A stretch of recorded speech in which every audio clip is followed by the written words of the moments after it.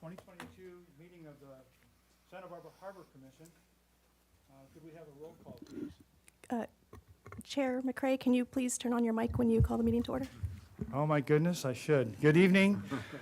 This is Chair McCray. I'd like to call the April 21st, 2022 meeting of the Santa Barbara Harbor Commission to order. Could we have a roll call, please? Yes, of course. Commissioner Anderson? Here. Commissioner Kramer? Commissioner Hanrahan? Here. Commissioner Nelson? Here. Commissioner Stanowick? Here. Commissioner Stedman? Here. Commissioner McCray? Here. Thank you. Thank you. Are there any changes to the agenda this evening? Chair McCray, well, first off, good to see you all in person, and no changes to the agenda. Thank you. And do we have any general public comment on items that are not related to any of those that are on the agenda for this evening? At this time, there's nobody on Zoom with their hand raised, but if anyone would like to make a general public comment, they can indicate that by using the raise and lower the hand icon, and I will call on them when it's their turn, and they'll have 2 minutes to speak. And I'm still seeing no hands. All right, very good. So we'll go ahead and continue on. So we have before us on the consent calendar one item, the approval of last meeting's minutes. And I would entertain a motion that we waive further reading and approve those minutes. I move. So we have a motion Second. and a second.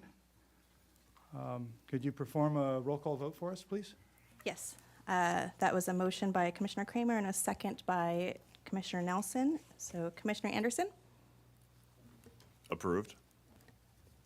Commissioner Kramer? Yes. Commissioner Hanrahan? Yes. Commissioner Nelson? Yes. Commissioner Stanowick?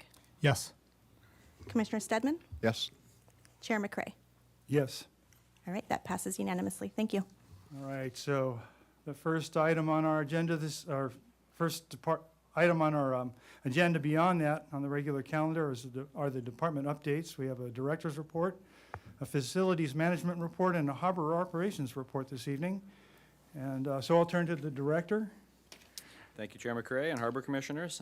For those tuned in, my name is Mike Wiltshire. I'm the Waterfront Director. Welcome back to in person. This is exciting. I just want to start by saying have some patience for staff and all of us. We're just getting back into this. It's kind of like relearning how to ride a bicycle. My report tonight is fairly brief, so I will get into it. All right, so as of April, I wanted to provide a little update on returning to meetings in person. So as of April, the city made the decision to return to meetings in person. The update tonight is that we are also providing a remote option. So we're deeming these hybrid type meetings. So in addition to being able to participate here in person, members of the public can also participate via Zoom. The meetings are also being televised.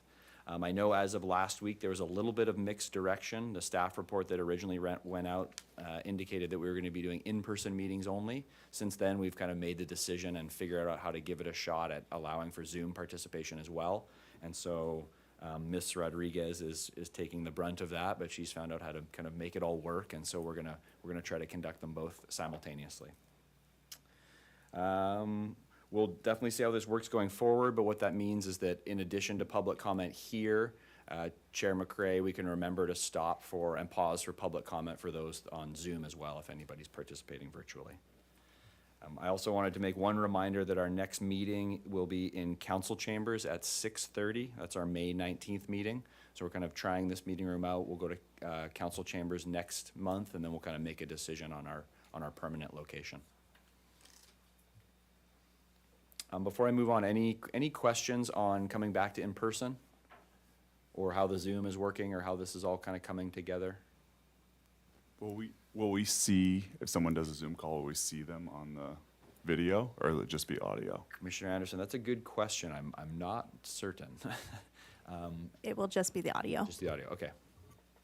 Yeah, that was mine. I have a comment, not a Yep. question. Thank you very much for doing hybrid. I've heard a lot from a lot of people that they wished everything was hybrid, but really proud that the Harbor Commission is leading the way in this. Thank you. Much appreciated, Commissioner Kramer. My next item is an update on Harbor Commissioner ethics training. So I know this may have kind of lapsed a little bit through COVID, but just so all commissioners are aware, there's an FPPC requirement for all appointed board and commissioners to complete ethics training. Every commissioner who joins the Harbor Commission needs to complete that within their first year, and any standing commissioner needs to complete that once every 2 years. You can feel free to reach out to staff to get the link. It's all done online. The link for that training is at the bottom of this website, or at the bottom of this presentation as well, and we'd be happy to help you get into that training as well. Yeah, Commissioner Stedman? Yeah, Director Wiltshire, is there a list of people that have an outstanding requirement? Good question, Commissioner Stedman. I'm not certain offhand. We'll look with the city clerk. I believe there is. We'll prompt anyone who is out of date on that and try and get you guys a good estimate of who needs to do it right now and who doesn't. So, Thanks. and it would be nice if those who need to do it could get it done before the May meeting. There's a lot in there on conflict of interest, a lot of stuff that's kind of come up lately. We're gonna have the attorney speak at our May meeting, specifically to the concept of conflict of interest, so it might be nice to come armed with some background information. This ethics training has a lot in there that probably answers a lot of the questions about that stuff anyway. All right, as I usually do, here's a list of tentative agenda items for our future meetings. So in the near future, and this isn't exhaustive, this is just sort of some of the highlights that are pending for us to cover at future meetings. So we will be, Mr. Engbretson will be covering our Clean Marina program. We're hoping to get a speaker from the Joint Oilfield Fisheries Liaison Office. They're kind of the agency that works with the offshore oil industry and a little bit with commercial fishing, and just a really good, long-standing organization. So it'd be nice to hear from them on what they do. Again, still pending insurance requirements for vessels in the harbor. We really want to dig into this one. I think this will be kind of a bigger long-term item, and we're kind of planning to get that on agenda to start that conversation with the Harbor Commission. And waterfront municipal code updates are with our attorney and staff right now. We'll either be coming back in May or June, depending on timeline, to review those suggested municipal code updates. And as I just mentioned, at our next meeting, we'll have Attorney Sarah Knacht come speak on directly to the concept of conflicts of interest. And I did send out a memo to all the harbor commissioners, I think it was a couple days ago. The attorney's office recently gave some advice and took a stance on some conflicts of interest with council and other boards and commissions, and so I sent that out for all of your information. And I believe with that brings me to the end of my was there anything on my report before I pass it over to Mr. Brian Adair? I'd like to make a quick point of order for everyone. This might be an unusual request, but Jeanette, can you take a picture of us, please? Is that possible to do? That's an unusual request. Can you, here, I'll give you my device. I think this is a one-time moment, and I'm sure the public will appreciate it, right, Chris? Absolutely. Okay. So I know that wasn't on everyone's radar, but there you go. You'll probably have to stand. Appreciate the excitement and camaraderie with the group. We're very excited. We're very excited to be back in person, let me tell you. We are. We are.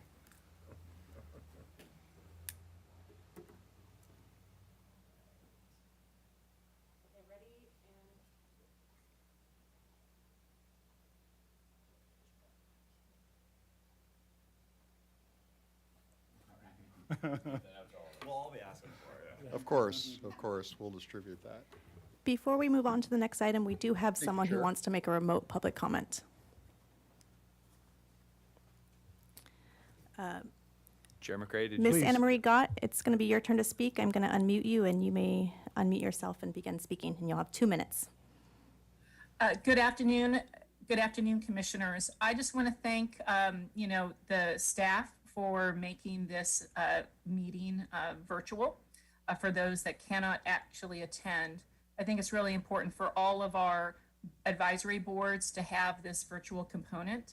And I'm just wondering about having the board actually take a vote to ensure that we will have this virtual access moving forward so that it just suddenly isn't removed, 2 or 3 meetings from now, that it actually has to come back for you to have a decision on removing the virtual access. I think it's really important that we actually have you take a vote and ensure that we are going to have virtual access moving forward until you make a decision, rather than staff making a decision or the city administrator making a decision on eliminating virtual meetings.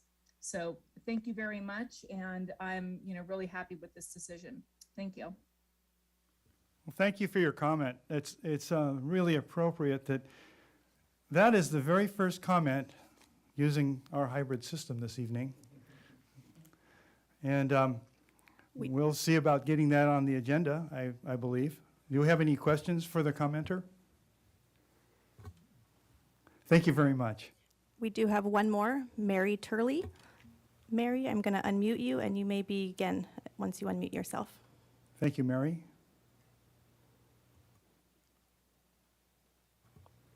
You're unmuted. You can go ahead and start. Ms. Turley?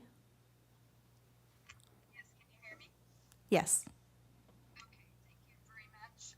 I too want to thank you for this opportunity to comment remotely, and I didn't know if this was a general comment for a general city commission meeting or specific to the Harbor Commission, but my comment is general, that I would I would like to see all city commissions and boards meet in a hybrid type. Yeah, I think it expands the participation with all residents of all types of capabilities, and gives that option. So I too am very glad to see the Harbor Commission having this remote access possible for commenting. And I would like to see that for the rest of the city boards and commissions. Thank you very much for your work. Thank you for that comment. Do we have any questions? Seeing none? Are there any further public comments? At this time, there are no additional people with their hand raised. All right, so that brings us to the facilities management report. Hello, Commissioners. Hello, Commissioners. My name is Brian Dare, Facilities Manager at the Waterfront, and I'm glad to be here as well, so I can give you my report in person and get to know you better on a one-to-one basis.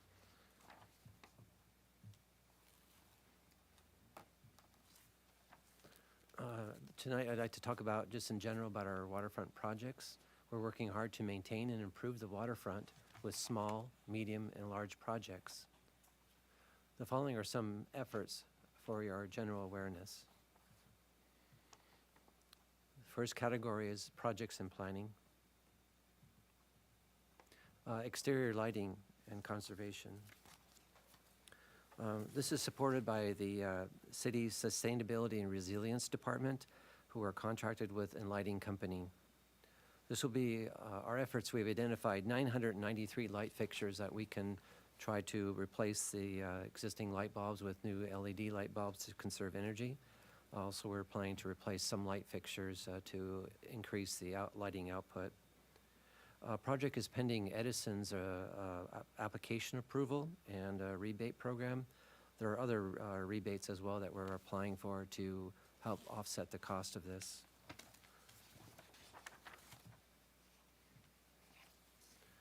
Out on the Stearns Wharf, the Stearns Wharf is below the sewer line, so it can't be fed by gravity.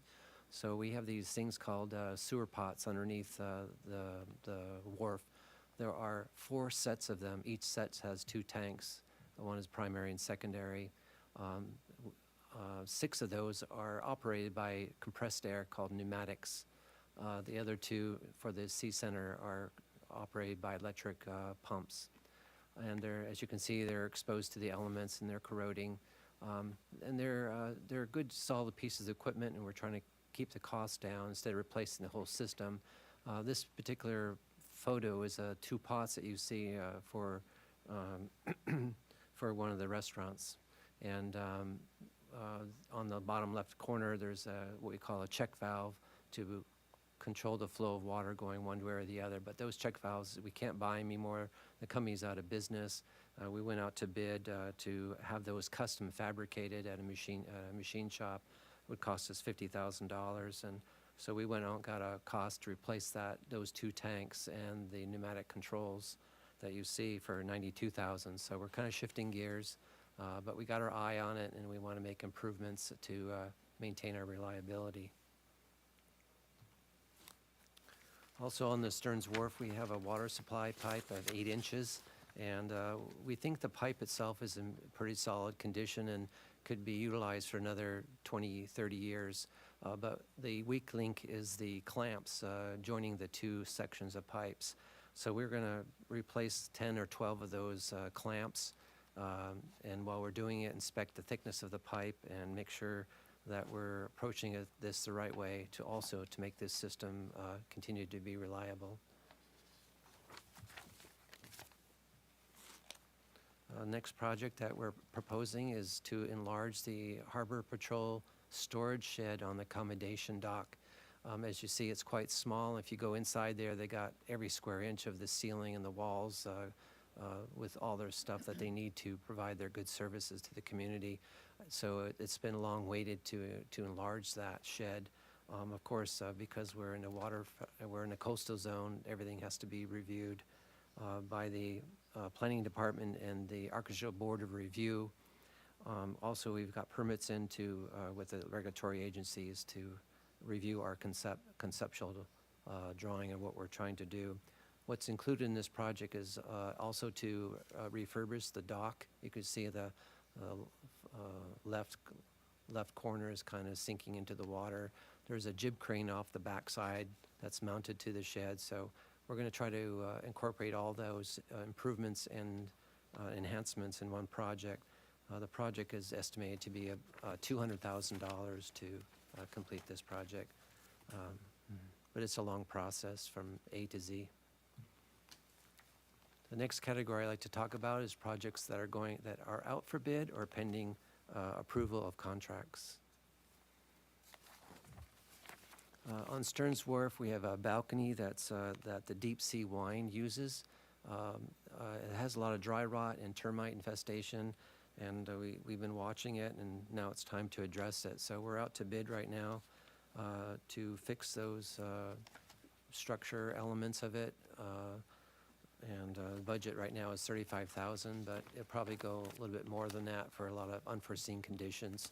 What's happening in the walls, the structure itself. When we open it up, we'll know what we're dealing with, but that's out for bid currently. This next photo is a beam underneath the Santa Barbara landing. There's a building, and it projects out over the rock groin over the water. And there's a large beam, 16 inches by 14 inches by 28 feet long. It's pressure treated, but there's a real weak spot. It's hard to tell in the photo, but it's time to address this issue before the new Santa Barbara landing renovates their building that sits on top of this beam. Also, you see those piles that are in the water. We inspected those, and some of those need to be repairs as well. The project to replace the beam is $120,000, which is pending a contract right now. We also would like to repaint the Marina One restrooms. East restroom needs a full prep and paint, and the west restroom, the west restroom needs a full painting. The east restroom just repainting the trim. We have a purchase requisition in right now for $20,000 to do that project. And our next project is our most famous, our ice house on City Pier.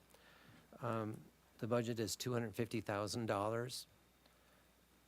We tried to use what they call an ICQ procurement program with Gordian, and they reached out to a general contractor, and over 2 months, we were talking about all the things that we would want to do to maintain this facility and keep it in good standing.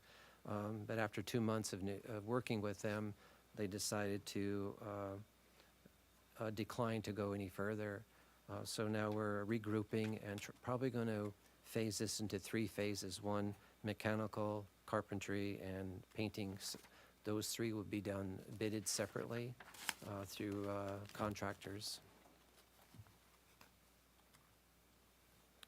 Our next project coming up is to maintain our parking lots. So we're focusing on Chase Palm Park, and luckily we were able to put our bid specs with the city's bid specs and went out to bid. And we had a budget of $150,000. The bid came in at $85,000. So we hope to accomplish this in May or June. Right now, the city is going to city council to approve their citywide contract, and part of our bid spec is part of that contract that they're hoping to approve. The next project we'd like to do is on Building 125, just to the north of our admin building. The second floor walkway is made out of plywood, and there's a protective weatherproofing coating on top of it that's wearing down and causing the wood to rot underneath. So we're going to clean that up and redo that. We got 2 bids in, but they're very expensive. So we're looking at alternative materials and methods to weatherproof and waterproof that decking.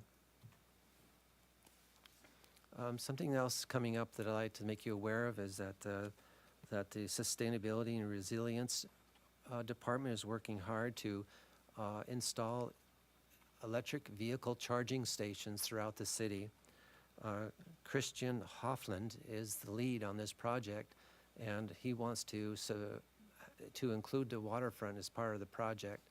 So there are 3 locations at the waterfront, but the city wishes, under this project, they wish to install over 100 vehicle charging stations.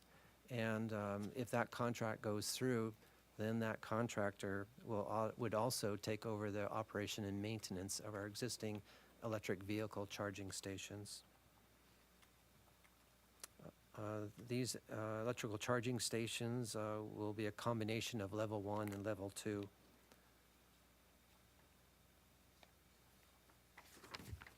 So this slide that you see here is the Harbor Way entrance, and that red box indicates where they're proposing to put these EV charging stations.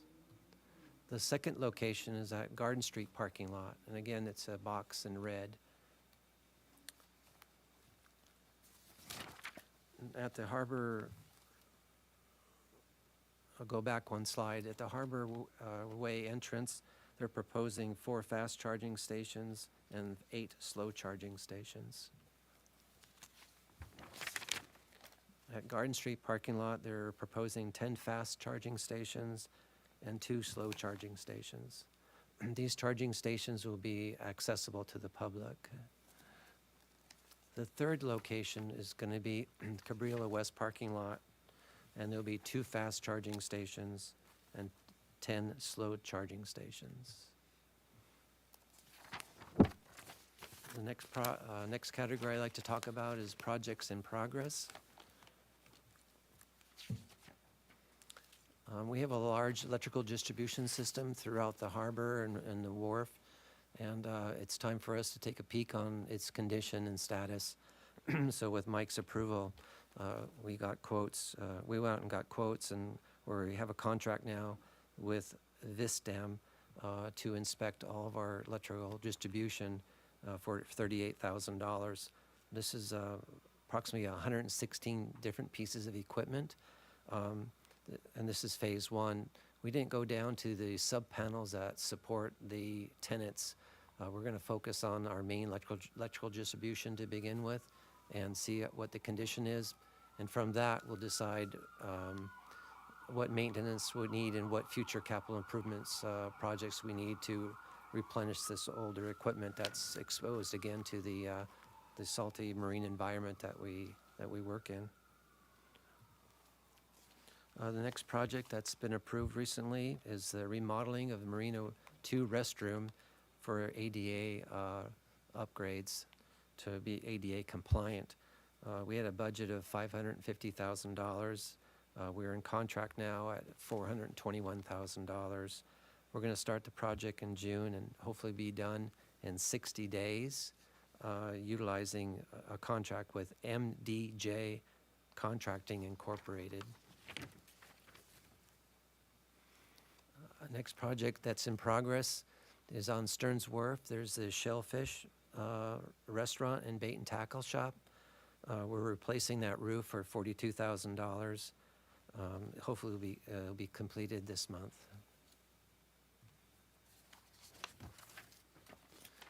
Of course, we have projects that are contracted out, and a lot of times we do a lot of projects internally, and this is an example where we're replacing the marina fingers. Finger is a dock that goes in between the boats so that people can get to the side of their boats. But last year, we achieved our goal for the first time of replacing 10 fingers in one fiscal year. This year, we reduced the target to 5 fingers because it was really more difficult and time delay in getting materials. Also, we have a lot of vacancies in our department, and one person that's was injured due to a non-work related injury. A 51-foot finger cost about $20,000, materials and labor. A 35-foot finger costs us about $15,000.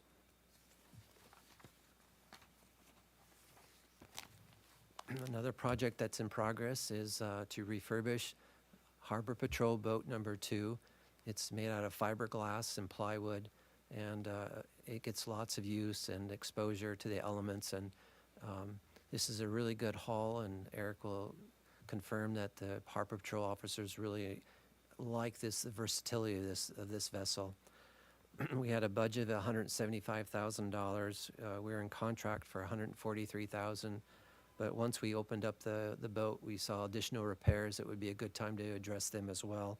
So that change order is for $30,000. The project started February 7th and will be completed hopefully the first part of June.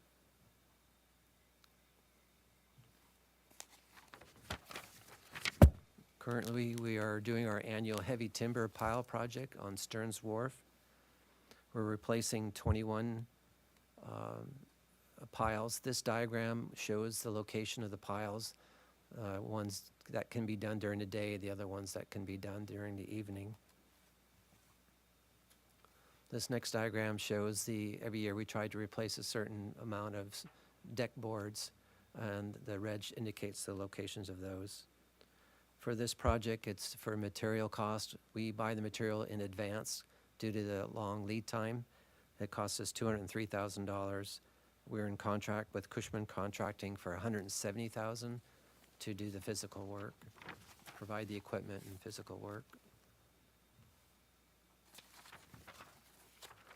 Another kudos for the maintenance staff is that on the docks we have junction box covers, you can see here in the photo. So on their own, they went ahead and replaced 90 of these covers, but they had to custom make it. They took out the old wood and plywood that warps and bends and causes a trip hazard. And anyways, they did a really good job of custom making these covers and installing them. But the 90 were installed in Marinas 2, 3, and 4. And these new covers are a lot more durable and will save us a lot of labor in the long run. Something we're doing to improve security at the Harbor Master Office is install a card key system. This project is supported by the Public Works Department. I'd like to thank Mark and BR for helping us do this project. It's in progress and hopefully will be done this month. For awareness purposes, I just want to let you know that on East Beach, the desalination plant wants to relocate there's a concrete box on the beach. It's in the bottom left corner. You see a red box.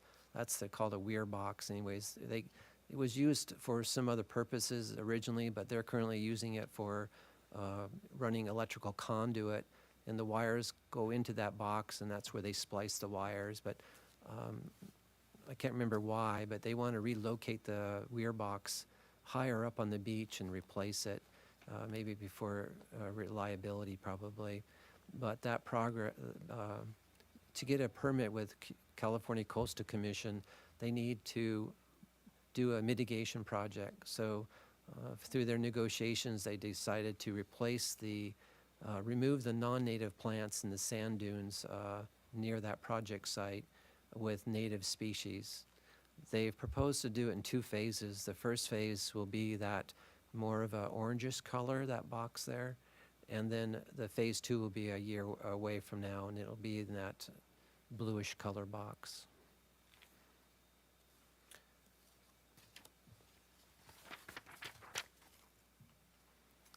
Another project we're in progress is on Stearns Wharf. We have something called the Professional Loading Ramp, which we refer to as PLR.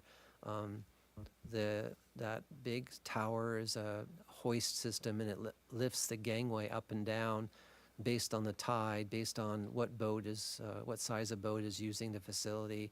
Anyways, those cables and those slings have been there for ages, and to be proactive, we're changing them. So that project will be finished hopefully in the next month. Another project that the maintenance guys work hard at is once we survey a certain portion of Stearns Wharf, all the harbor and Stearns Wharf piles, the wood piles, we clean and inspect them, and we log the conditions, and then we select which piles need to be replaced, and that's part of the heavy annual timber project. In this case, I just want to show that sometimes we can salvage a pile and make it last a little bit longer instead of replacing it. Especially if they're under a building, it's very, very difficult to replace it once it's under a building. So to extend its life, we do a epoxy pile jacket repair. In the photo you can see, on the top right photo, you see these rods. So they take a bunch of fiberglass rods and wrap it and put those all around the wood pile. And then they put that jacket around it, and then they pump epoxy grout in that cavity, and it hardens, and it makes the pile last much longer. We've completed 10 of them on Stearns Wharf this year. We want to do 4 on the sea landing that I mentioned earlier underneath the Santa Barbara landing, and also 6 under the city pier underneath the ice house. It's been very, very difficult to get materials, and this project is behind schedule, but we're still hopeful that we can receive the materials and get all those 20 done in this fiscal year. The 10 wharf piles cost us $18,000, just to give you an idea what it costs. But really good job by our dive team. Currently, we are dredging the Federal Channel with the help of U.S. Army Corps of Engineers. We're in the 6th cycle of a 3-year contract. They were mobilized on April 4th. There was a slight delay because we had a baby whale hanging out, and we want to make sure that we weren't going to disrupt his natural habitat. So we actually started dredging on April 12th. We'll end on April 23rd, Saturday. Because it's the end of their 3-year contract, the contractor is obligated to demobilize all of their equipment. So they'll be removing the very large plastic discharge pipe that goes all along West Beach and East Beach, and it's a big effort. It goes over Mission Creek as well, and all the other equipment that they use, they have to remove from site. That will be done by May 8th.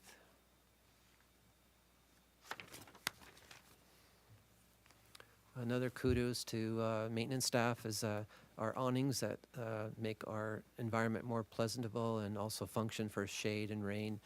They wear, so our maintenance crews will fabricate or repair existing framework, and then we contract out the fabric awning material to be installed. But just something that we do. Next subject will be short. Recently completed projects. We did asphalt patching on Shoreline Drive entrance area for $23,000. And we're just trying to extend the life of the parking lot as well, just doing what the minimum we have to keep it safe and functionable. We also did a fumigation of the waterfront center building. We tried to do a localized treatment and we were unsuccessful. we got permission, approval from the city to do a building fumigation, which we completed with Orkin Pest Control. The contract cost us just under $18,000, and there'll be a 2-year warranty that the termites won't return.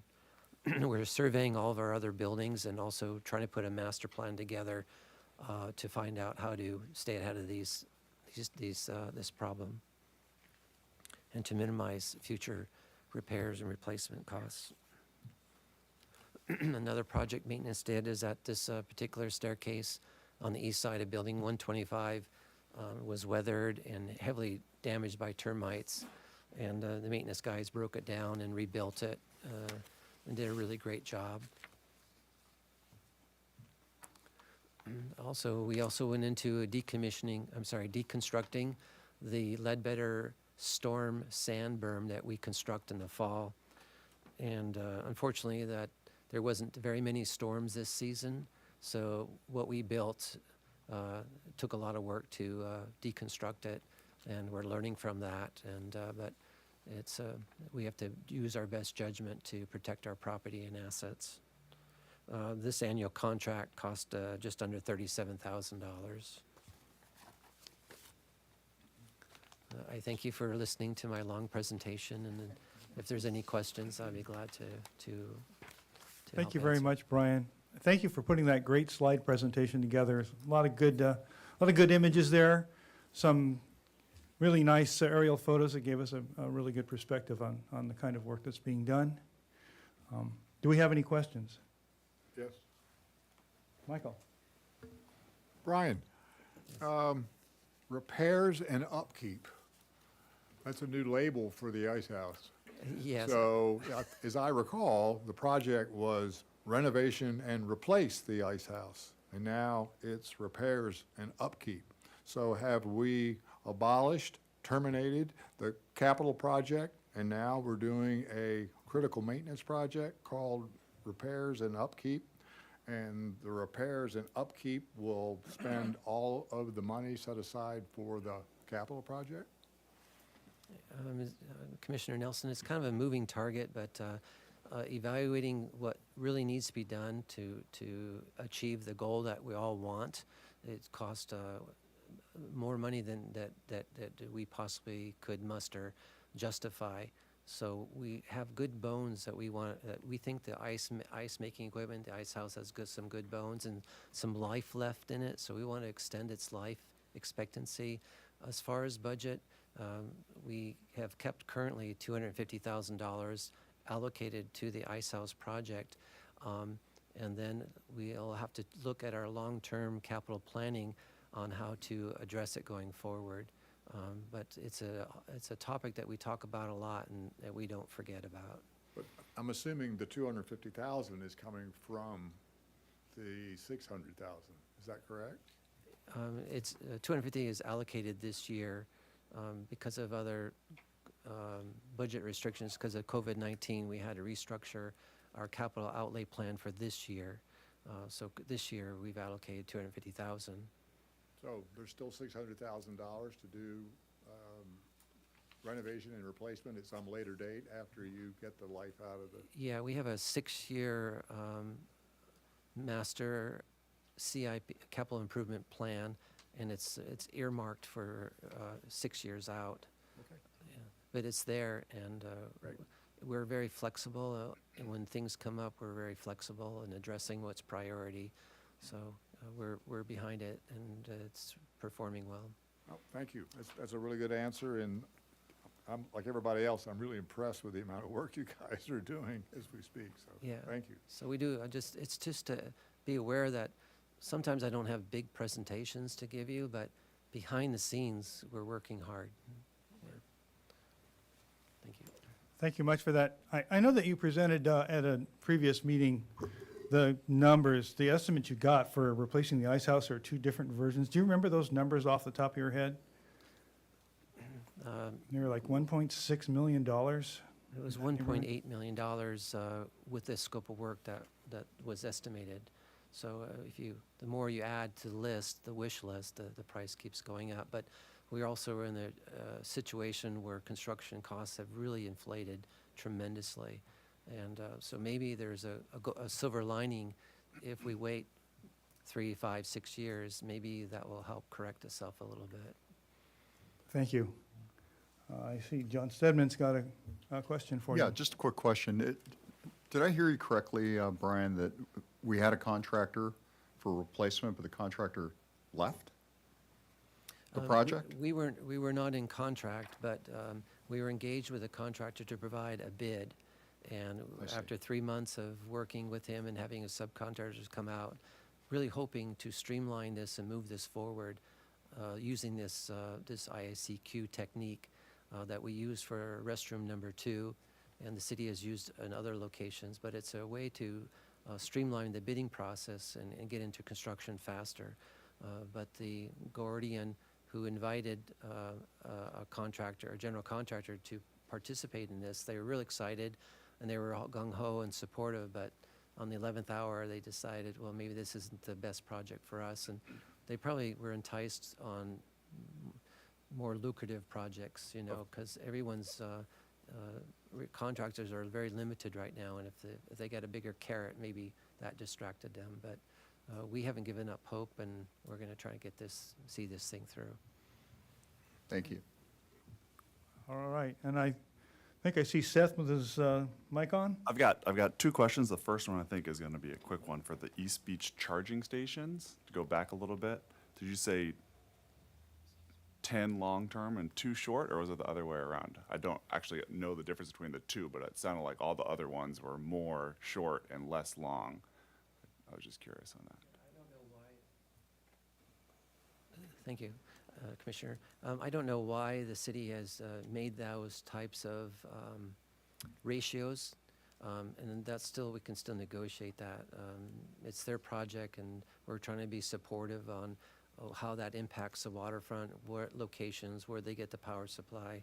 The types of EV charging stations that they're proposing, I think is still flexible, and that's a good question that I could take back to the project manager and ask for more details. Or maybe, does anyone on the board know why the ratio would be different? I'm just not that familiar with it, but. Commissioner Anderson, there's a cost element. So the rapid chargers require a higher voltage tie-in, and so there's sometimes limitations with the electrical equipment that they have to tie into. So a lot depends on the transformer that's nearby, and so they'll optimistically try and maximize the amount of fast chargers because they're faster. They charge EV cars quicker, but sometimes you're just limited by the infrastructure before it takes a kind of a reasonable dollar project into a massive infrastructure upgrade. And so that might be the reason. I don't know offhand, but it's usually the reason why they'll have a limit to the amount of fast chargers. Gotcha. And then the last question was regarding the dredging on the pipe replacement.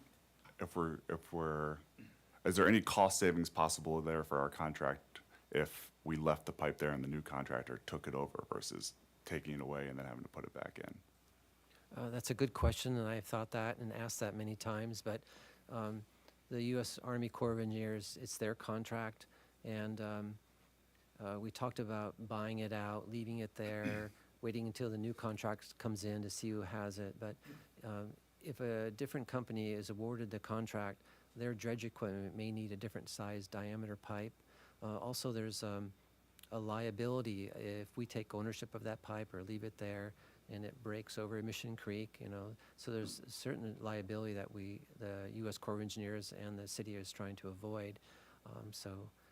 It's just best to remove it and then bury a new one. But it's a question that we've reviewed many times, and hopefully we'll find a better answer, but that's where we stand today. Okay, thank you for that presentation. That was very helpful.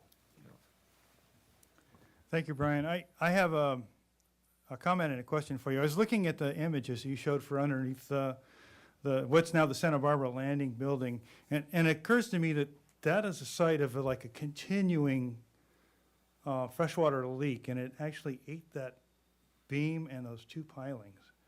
Is there a way that the public can report those kinds of chronic freshwater leaks that they see on their docks and so forth? Yes, Commissioner. We're very water conservative conscious, And we're always looking for ways to prevent wasting water as well as using reclaimed water and repairing leaks as ASAP. This one was underneath the sea landing, and it was hard to see. Unfortunately, there was a hose bib and a garden hose mounted right above that beam, and every day they wash down their deck and do other things with that hose bib. But unfortunately, the water just dripped on that one spot and kept it moist and wet and caused the dry rot to occur. But all the other beams look fine. We're going to try to relocate that hose bib so it doesn't sit on top of the beam, and also maybe put a metal cap, a sheet metal cap on top of the beam to keep the moisture off the top of it. And then, Chair McRae, just to hop in again, they can contact our front office anytime. We have a work order system, and so if they call our front desk, we'll put in a work order for facilities maintenance to handle anything we see out there. So we kind of rely on slip holders and people out there to be our eyes and ears all the time. Great, thank you very much. That's perfect. I think that takes us to the last item on the Chairman- department updates. Chair McRae, before we move on, we do have one member of the public that would like to make a remote comment. Oh, please, thank you. Miss Anna Marie Gott, I'm going to unmute you and you may begin speaking. You'll have 2 minutes. Good evening, Commissioners. I just wanted to make a comment regarding the electrical vehicle chargers in the harbor parking lot. From the image, it looked as if all of the chargers were going to be in the free parking near the entrance of the harbor parking lot on the right-hand side. And I'm just wondering, and I haven't been in the other parking lot in such a long time, where the other charging units are, and if we might not, because it looks like a very large bank of them, might not distribute some of them into the paid parking lot, because that free parking is quite desirable. And it would seem that we would need some electrical charging units inside of the paid parking lot, like you have at the other parking lots that were mentioned. Thank you. Thank you. Are there any questions for the maker of the comment? Thank you very much for your comment. All right, so I'll turn to Eric Ingebretson. Good evening, Chair McRae, Commissioners. As Director Wiltshire mentioned earlier, good to see you all in person. For the folks that don't know who I am, my name's Eric Ingebretson. I'm the Harbor Operations Manager. So gray whale visits Santa Barbara Harbor. As many of you might know, it's an excellent time of the year to see migrating gray whales traveling north along the California coast. This migration begins in the warm water lagoons off of Baja, California. Best time to see northbound whales in our area is February through April. Mother calves pairs stay close to the coast throughout the migration to avoid predators and such as killer whales and white sharks. Also, calves will nurse for approximately 7 months and will stay by their mom's side up to 9 months. As luck would have it, on March 19th, at least at during one spectrum of it, we had to delay dredging for a little bit, but we did have a juvenile gray whale that was sighted in the Santa Barbara Harbor. The whale did not show signs of distress or injury and was displaying normal behavior. This particular whale remained in the area for about 2 weeks, and it appears though it was exploring and feeding in the shallow waters. I like to say our clean marina harbor. While eating, gray whales often move along the seafloor on a preferred side, using their baleen to sift through the sand for sediment, sift through the sediment for their food. So like humans, they are right and left fluked, I guess you would say. As a reminder, all marine mammals are federally protected under the Marine Mammal Protection Act, which outlines harassment. So all viewing must be done so with the boundaries of the law in mind. Harbor Patrol educates onlookers of the MMPA and has forwarded complaints to the Marine Fisheries when warranted. Staffing updates for the Operations Division. The Waterfront Department is pleased to announce that Stella Nicodemus and Tucker Zimmerman have accepted offers with the Santa Barbara Harbor Patrol as trainees. They went through about a 6-month process, which includes background investigation, psychological, polygraph, physical. So it's a long process, and congratulations to them both. A little more on Stella. She comes from, originally from Oxnard, California. She's grown up around the water all her life, and recently was a Morro Bay Harbor Patrol Officer Reserve. Currently just finishing up her graduate degree at Cal Poly in environmental science, and she's excited to join the Santa Barbara team. Tucker Zimmerman comes to us from Ventura Harbor Patrol. He worked there for 5 years. He's also worked as California State Parks USLA lifeguard since 2013.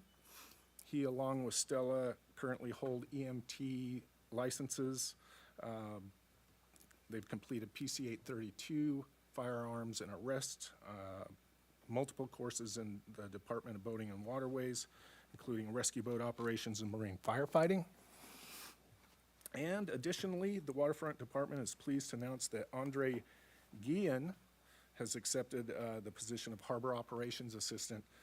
Andre was hired as an office specialist too about a year ago. He tested and recently was promoted to operations assistant with a this month. He's an excellent employee, provides outstanding customer service, and you'll often see him at the front counter dealing with day-to-day operations. So please welcome Stella, Tucker, and Andre to the Waterfront team.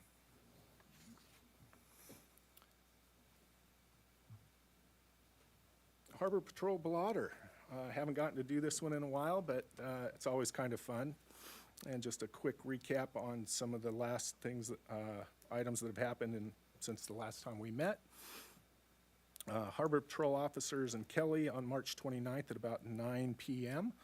Responded to a report of an unconscious person at the restrooms, men's restroom at the base of the wharf. They quickly recognized the subject had overdosed. They administered 1 dose of Narcan and began rescue breathing. Patient regained consciousness, started breathing on his own, and on the way to the hospital, he admitted to AMR that he was using fentanyl. On April 7th, at about 3 p.m., Harbor Patrol Officer Gray received a report from the vessel Condor Express of a possible unconscious victim in the water, just south of Ledbetter Point. Condor Express eventually retrieved this person, brought them on board, began CPR. Gray, with fire personnel on Boat 1, responded and transported fire personnel onto the Condor Express and took over CPR at that time. Ultimately, the patient was transported to Cottage Hospital, and the department would really like to thank all those involved in this rescue effort, particularly Captain David Beezer and his crew from the Condor Express. April 10th at 9 o'clock in the morning, Harbor Patrol Officer Rick Hubbard responded Code 3 in a Harbor Patrol vehicle to an unresponsive and with no pulse, no breathing subject at the bathrooms just west of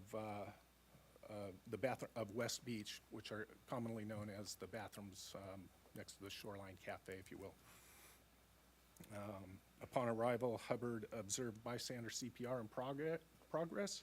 He took over patient care, administered additional rounds of CPR until AMR and fire arrived. And ultimately, we had a great outcome. This patient regained breathing and a pulse and was transported to Cottage Hospital. So great save.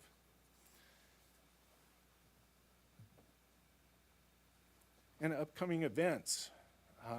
Been getting a lot of emails on Operation Clean Sweep, and right now we've got quite a few volunteers, so welcome you all, and I know I've got a handful of folks on this commission that are going to be there, so welcome. And additionally, the nautical swap meet is scheduled on May 21st, 4th of July, of course, on the 4th. And then the Wharf 150th anniversary party will be tentatively scheduled for October 8th. Harbor Seafood Festival is scheduled for the 15th, and the Parade of Lights for December 11th. And that concludes my report, and I'd be happy to answer any questions. Great report. Great visuals. Always impressed by our Harbor Patrol and their responses, getting out there and doing what they do so well. I see one lit mic. Yes. I just wanted to make a quick comment. About a month ago, I was out on the seawall, and I saw this incident where someone had collected a lot of clams and mussels. So our new officer, Stella Nicodemus, responded to me later on that same day, along with Director Wiltshire. So I guess it's a 10-pound limit. You got to have a scale, right? Nobody seemed to know that right on the spot, but subsequently that information was provided to me. Correct, Chair McCray, Commissioner Stedman. Yeah, it's pretty unique for folks that don't know that if they have a license that they can retrieve up to 10 pounds of mussels or what's on there. We are versed somewhat in fish and wildlife, but don't always know, but we do have colleagues we can contact and certainly get an answer to you. Well, they did. I appreciate that. Welcome. Thank you. Great question. Yes, Michael Hanrahan. Thank you, Chair McCray. Thanks very much, Harbor Manager Engebretson, for your excellent report. A couple quick questions. You mentioned that maybe the gray whale was here because of our wonderful clean harbor, and that made me think, are we recognized, is Santa Barbara Harbor recognized for its, amazingly clean harbor from my perspective? And this is more than just patting ourselves on the back. Perhaps there is a national or state grant that might be given to harbors that are especially clean, maybe further enhancing our budget? Just a thought. Yeah, great question, Chair McCray, Commissioner Hanrahan. Yes, we sort of pride ourselves in the harbor. My predecessor started the Clean Marina program, and I've sort of taken the reins, and we are one of 2 harbors in the state of California that hold 2 certificates of Clean Marina. So we do go through the state and we do recertify, and we're currently doing that again. It's a 5-year permit or acknowledgement, so to speak. Excellent. So it's really just an acknowledgement saying, good work, no fiscal benefits. No fiscal benefits at this time, although we do apply for certain grants through, I believe, some oil grants that we get that fund our reused oil. And then again, just some of the programs that we do that all support the program, Clean Sweep, just they're awesome programs for this. Great. Quick question about the injury that involved the kiteboarder. Was there any blunt force impact, or was he unconscious?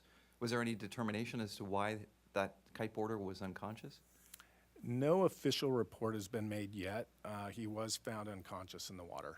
Understood. Great. And again, just kudos to you, your staff. Andre does an amazing job at the front desk along with Jeanette and Julio. So kudos to you and to Manager Wiltshire as well. Thank you. Thank you. Yes, the supporting cast makes my job really easy. Well, easy. Do we have any further questions? I just want to say that I'm super excited to see the upcoming waterfront events on the schedule once again. That's great. Operation Clean Sweep, the Nautical Swap Meet, 4th of July is happening, that Harbor Seafood Festival. You have a very, very high bar set ahead of you to meet, I note. Your predecessor ran a fantastic show, and it's going to be tough to match that. And then, of course, there's the Parade of Lights.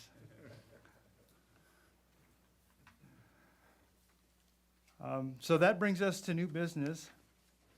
And we have item 5 on our agenda this evening. This is an item that was continued forward from our last meeting, and I'm actually glad to see that this was out there so people could see it for a month and we could give everybody an ample opportunity to weigh in on it. I note that we didn't get very many written comments on it, despite the fact that we have quite a few very necessary budget increases in there. I'd like to see our latest presentation on it.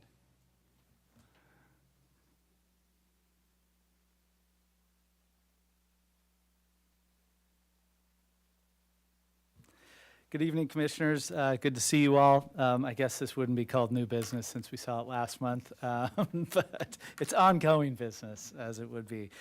So what we've done for you this month is we've kind of pared down last month's budget report as well as the presentation just to focus on primarily the proposed fee changes for fiscal year 2023.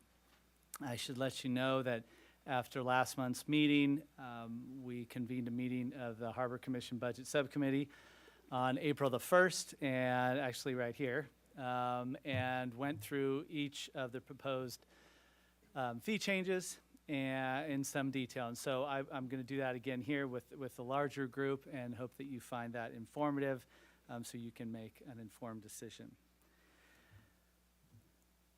So here's just kind of a quick overview of what we're going to be getting into. Again, I'm going to kind of buzz through some of the charts, but really focus on the proposed fee changes, which seem to be kind of the issue at hand last month.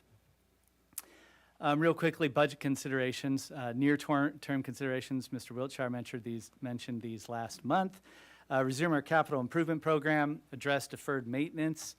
At the waterfront, as you know, we had to defer to the tune of about $3 million in capital projects over those 2 COVID years.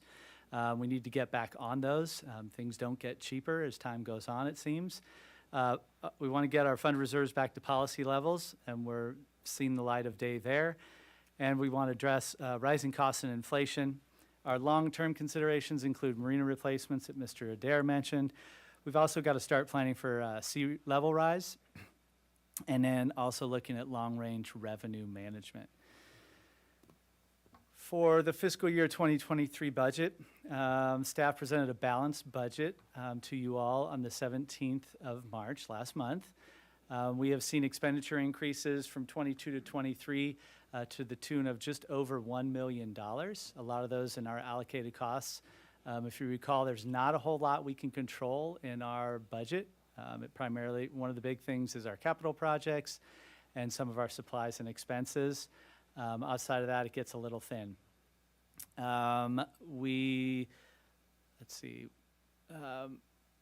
We've delayed capital, sorry, I said that again. We need to address rising costs and inflation, CPI, Consumer Price Index. Monthly just continues to go up. I believe last month it was 8.9%. That's an enormous increase. We're used to 1, 2, maybe negatives on occasion over the last 5 or 7 years. So how do we do all this? We have a number of revenue generation options, and they are lease revenues, both commercial and restaurant. And lease revenues are kind of hard to tangle with. Those come up when we're here before you with leases. And then those folks are set into long-term agreements, and those change annually based on CPI, but also by how well a lot of these folks do, especially our restaurants with percentage rent and things like that. The other mechanism is user fees. And these are charged for voluntary activity and use of public land, resources, and facilities. So that's everything from Cat Beach to slip permit fees to West Beach and everything in between. Anywhere somebody is using public land or resources for their activity. So the budget as proposed, we are looking at about an 8.6% increase in our revenues. Things appear to be turning around for the better. I say that hesitantly because you never know based on the last 2 years, but things are starting to look a whole lot better. I should let you know that the financial management component there, we're going to be about even with fiscal year 22. We've got some new figures that came out from our finance department, so it'll pretty much be the same. But overall, we're looking to about an 8.6% increase. So how do we, those numbers, again, are based on a lot of the proposed fee adjustments for fiscal year 2023. So this was part of your packet, and I'm going to go from this, and then I'm going to go into each of these individually. So this just shows the proposed fee adjustment, what it's currently at, what the proposal is, the estimated revenue impact, the last time it was changed, what the annual percent increase is, so based on the last time it was changed, how much has it gone up on an annual basis, the year-over-year increase. Commissioner Kramer was interested in that last time, so we threw that in the chart. What it currently generates on an annual basis, and what percent of that is it of the annual budget. The zeros are just, it's so small, it's not even a percent. And then the additional revenue with the proposed changes in mind. So first on that list was the late fee visitor payment that we're proposing that goes from $5 to $10. This is for our visitors who stay past their deadline willingly, generally willingly, and then leave the marina. This has been in place for, I believe, over 30 years. It is a doubling, but overall it's a small increase. And again, not a huge revenue generator. Our skiff row permit, we are proposing that it go from $200 to $250. And that was last changed over a decade ago. Next is our marina gate key and our key fob. The chart shows that the gate key goes from the current 7 to a new proposed cost of 10, and the key fob goes from $12 to $15. There is no revenue impact from this because that is what we pay the maker of both the key card and the key fob. So this is just a direct turnaround cost that we put back on the person buying these. The last one on that particular spreadsheet was our cruise ship passenger fee. We are proposing to increase that from $7 to $10. I believe it's been about a 6 or 8 years since, a little bit around there since we increased that. We went from 5 to 7. We're now proposing to move it from 7 to 10. Similar stops by the cruise ships. And when I say similar, we're one of very few that has to tender their passengers back and forth. Actually, the cruise ship does it, but most of these other places, they just pull right in, people empty off onto a dock. So we're a little bit different than a lot of folks. But the two that do, Monterey, they currently charge $10 per passenger, and Avalon over in Catalina charges $7 per passenger. Both of those ports, if you will, do not have shuttle services, which we do provide at the cost of about $50,000 per year. So this will help to defray that cost as well as other costs that we have in relation to the cruise ships. And please feel free to ask me any questions at any time. I'm happy to answer them. Next, we have our proposed parking fee adjustments. And first off, we have our hourly parking. Sorry, let me get caught up here. I'm going to go right to the chart here, or to the more detail. So our hourly rate, we're proposing to go from $2 to $2.50. This was last changed in 2009. To give you some just idea of what other entities in the city are doing, other parking operations, our downtown parking committee recommended increasing their fee from $1.50 to $2.50. That's a 66% increase. We are asking you to consider a $2 to $2.50 increase. That's 25%. The revenue generated from this change is significant. We anticipate that it'll be over $500,000, which is a significant help, especially noting our increased costs of over $1 million for fiscal year 2023. Our non-surrendered tickets, we are proposing that cost go from $20 to $45. This, I mentioned last time, what we found is a lot of folks, I shouldn't say a lot, a number of folks will come in and park in Harbor, Maine for 3 days, claim they don't have their ticket because instead of paying $36, they can say, I don't have a ticket, and they just get charged $20. It's kind of a common practice. We'd like to get away from that and charge them the equivalent of 3 days, which would be the $45. This was last changed in 2009. Next is our wharf parking fee. We're proposing to move that from $2.50 to $3 an hour. This is, there's a requirement that the California Coastal Commission put on the city when we rebuilt the wharf back in, I believe, the 80s, that the cost for parking on the wharf always be higher than what it is on our general lots. And I think that's more of, they want the general lots out along the water to be easy access and keep that coastal access available to folks, knowing that a good portion of the parking on the wharf is tourists and other visitors. That fee in and of itself, we estimate will generate just shy of $50,000, moving it from $250 to $3. Similarly to our other non-surrendered tickets, this is a little different. We'd like to move from $20 to $30, and not the $45 that you saw in our general lots. Part of this is because these folks are generally tourists, and we don't want to hit them too hard. We'd like them to come back and visit Santa Barbara again, understanding it's likely not their car, they're in a rental car, there's a lot of comfort in your own car, you kind of know where you place your ticket. But if I can just say something, when you get your ticket, just throw it on your dashboard. It's the easy, just same place every time. Make it easy. Saves everybody a lot of time and frustration. Lastly, boat trailer without a ticket. This is leaving Harbor, Maine. We're proposing moving that.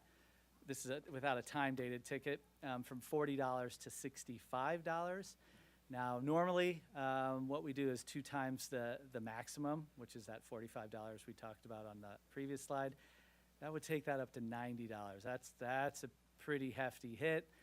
Noting that a lot of these folks are locals, we want to encourage people to come down to the waterfront. We want to encourage people to recreationally boat. So that's why our proposal, we took it down a few notches to the $65.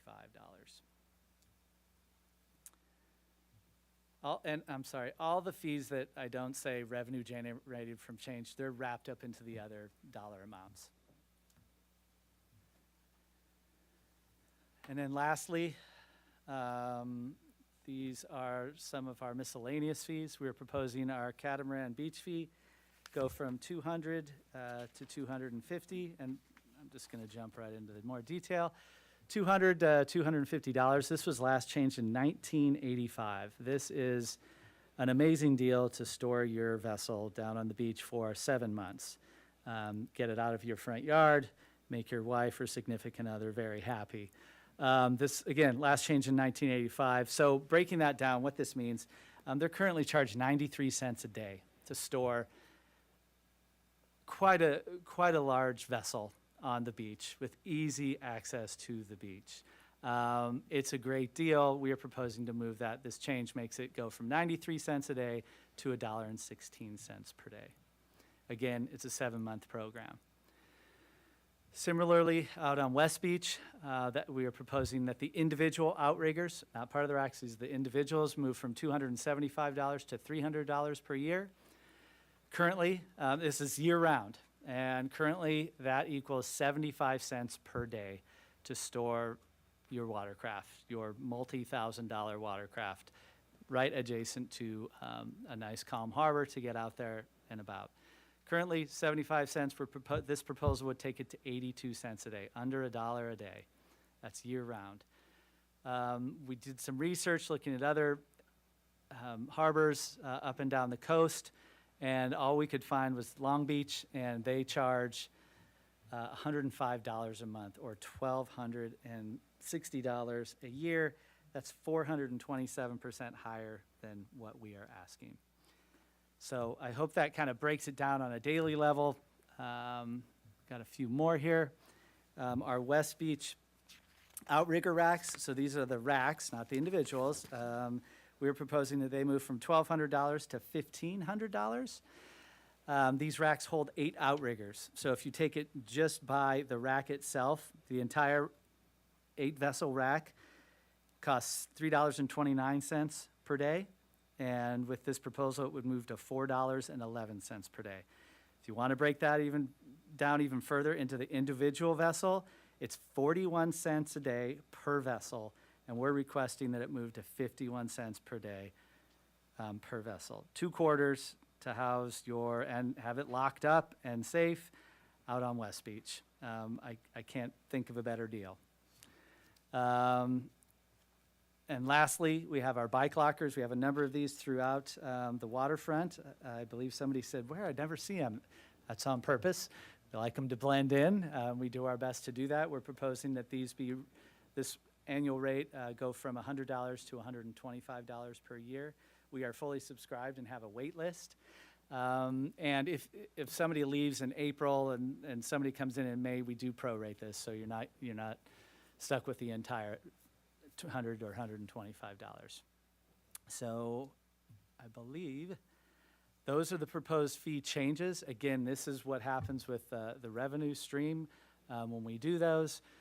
We meet our requirements as far as the capital program, as well as the additional $1 million that is being charged to the waterfront for fiscal year 2023. All those fees in sum total, I believe, is around generates about $925,000 in new revenue for the waterfront department. As far as expenditures are concerned, as I was just stating, going up considerably from 22 to 23. Let me catch up here. A little over $1 million is that 7%. I've mentioned our salaries and benefits. These are plugged in, at least the salaries are at 3%, 3% increase. I'm not sure if you've read the news or been watching City Council, but there are some issues associated with the various employment groups, and so we'll see how those negotiations work out. So that might change. Again, we've plugged in 3%. We'll see what happens with those and adjust accordingly. Our allocated costs is where we got the big hit, and that's primarily for our significant increases in insurance from the city. Moving into our capital program, again, I won't spend too much time on this, but this is how we fund our capital program, either through surplus revenue reserves above policy, or through the harbor or the waterfront department's Harbor Preservation Fund, which acts as our capital program. Our sum total proposed for fiscal year 2023 is $1,725,000. I believe that's 9 projects, if I'm counting correctly. $1.725 million. As I mentioned last time, we've taken a step back, and instead of tying significant amounts of money up, we are going to start slower, and we're going to jump in and do more planning and analysis, and then see how that pans out and move forward with those projects to keep money available for other projects. We have 2 projects that will be funded separately. That's interior harbor dredging. That comes from a separate fund through Marina One. And then our harbor patrol boat replacement. We put in an annual amount every year, knowing that at some point in the future, we're going to have to replace harbor patrol boats. It's the same that each department does with our fleet, our cars. At some point, they're going to have to be replaced. So instead of getting a shock one year where you have to pay a large amount of money, we spread that out over the years. So as far as schedule, these are the meetings we have had. We are now on the 21st of April.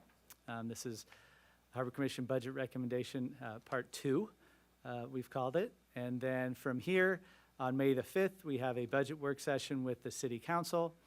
We are at the City Finance Committee on Tuesday, May 10th, and council budget adoption is proposed for the entire city, all the departments, on the 21st of June.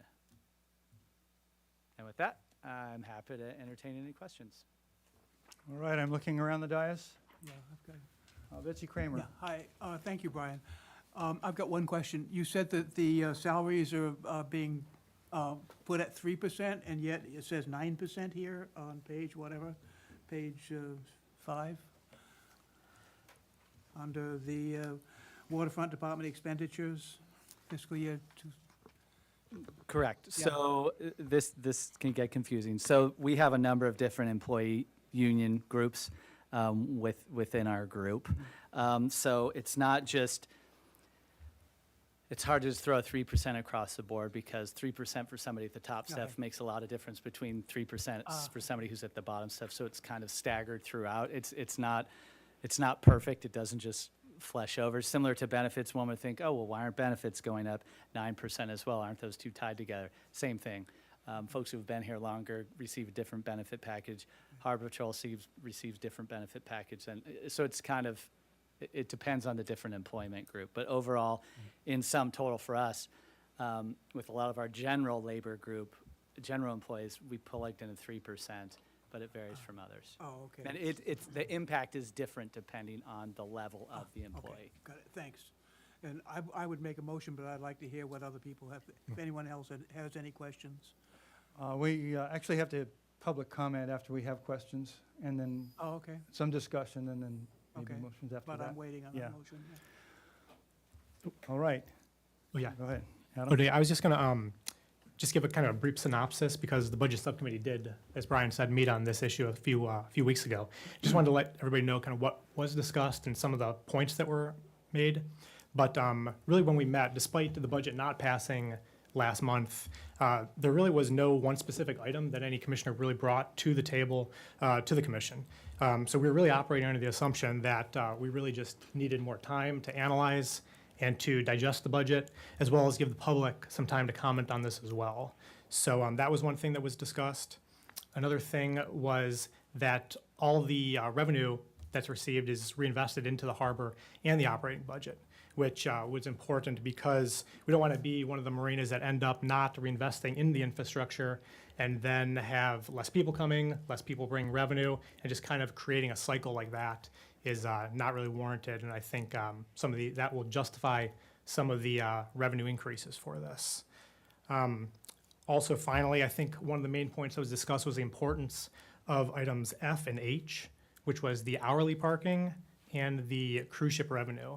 As you see, that what was pointed out is those are the main issues that are going to bring in the most revenue for the budget going forward. A lot of these other things were just fee increases because they were never increased over time, but the real important ones were F and H.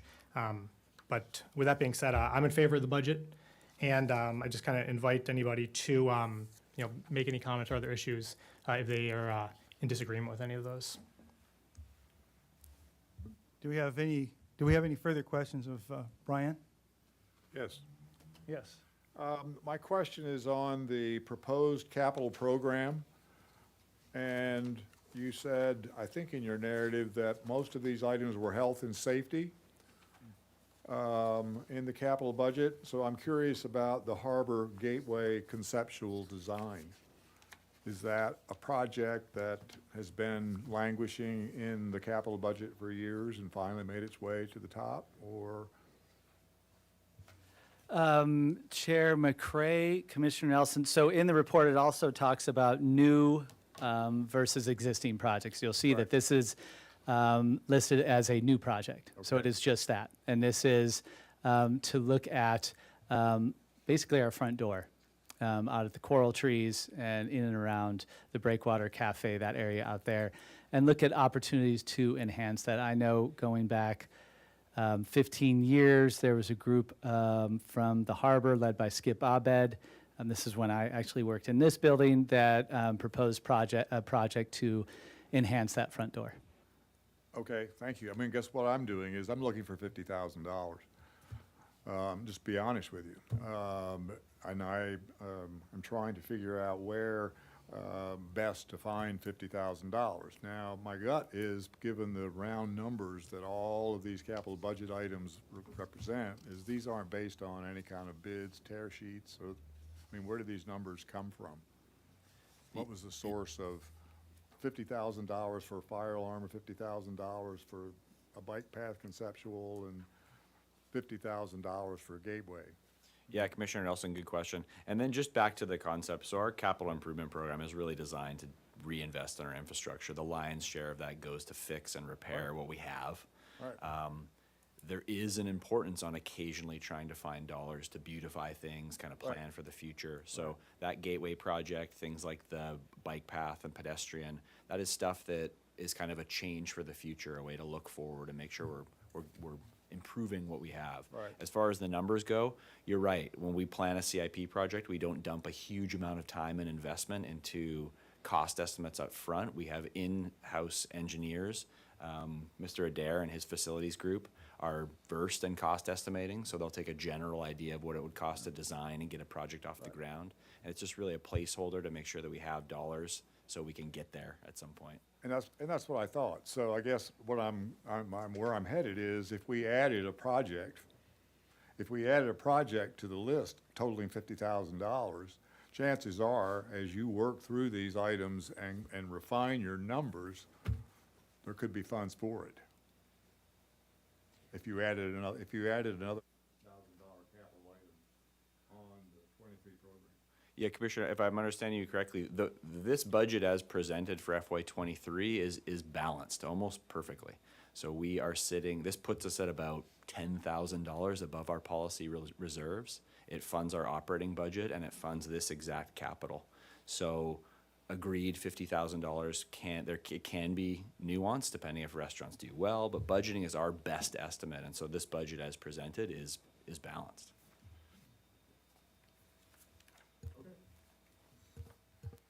I'm looking for further questions of Brian.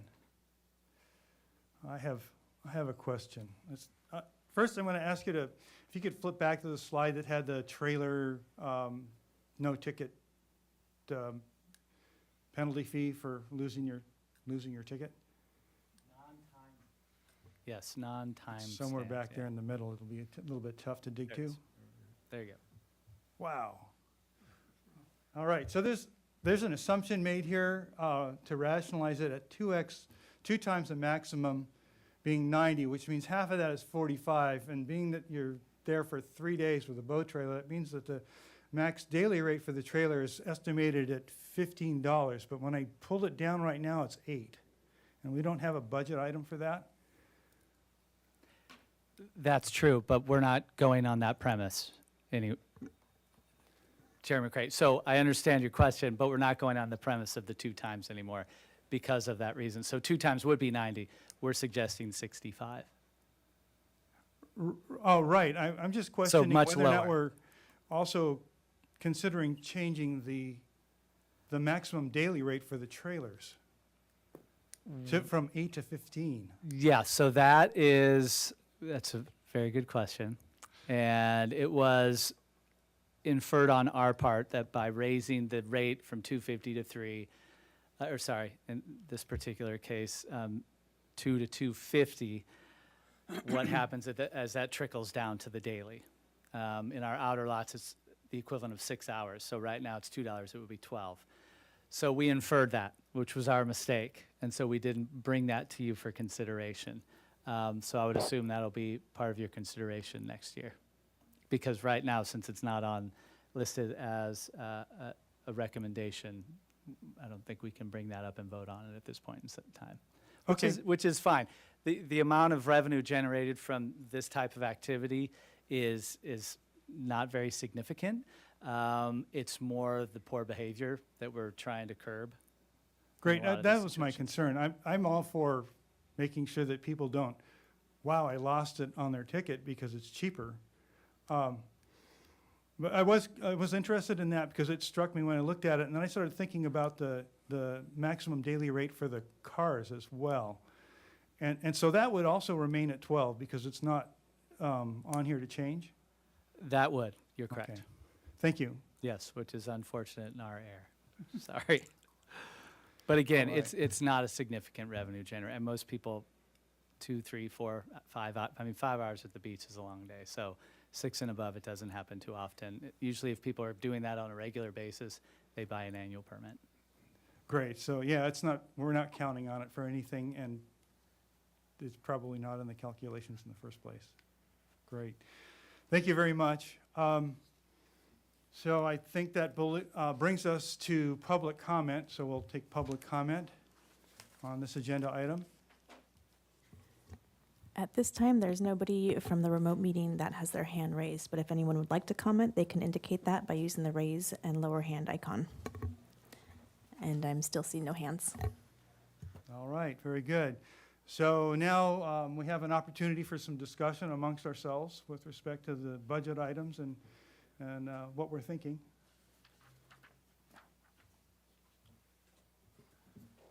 I think, I have a question for Adam.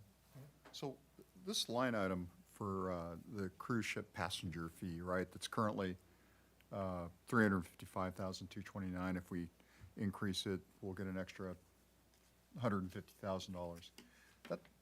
That's a risky item, right? It's controversial. We had to shut down cruise ships during the unforeseen pandemic, right? Is there a plan B?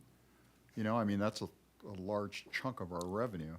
Yeah, that's a great question, Commissioner Stedman. I believe we did discuss that during the budget subcommittee, and when we did, I guess, propose this fee increase to the cruise ship, right, we really didn't get any kind of negative from them. Is that correct?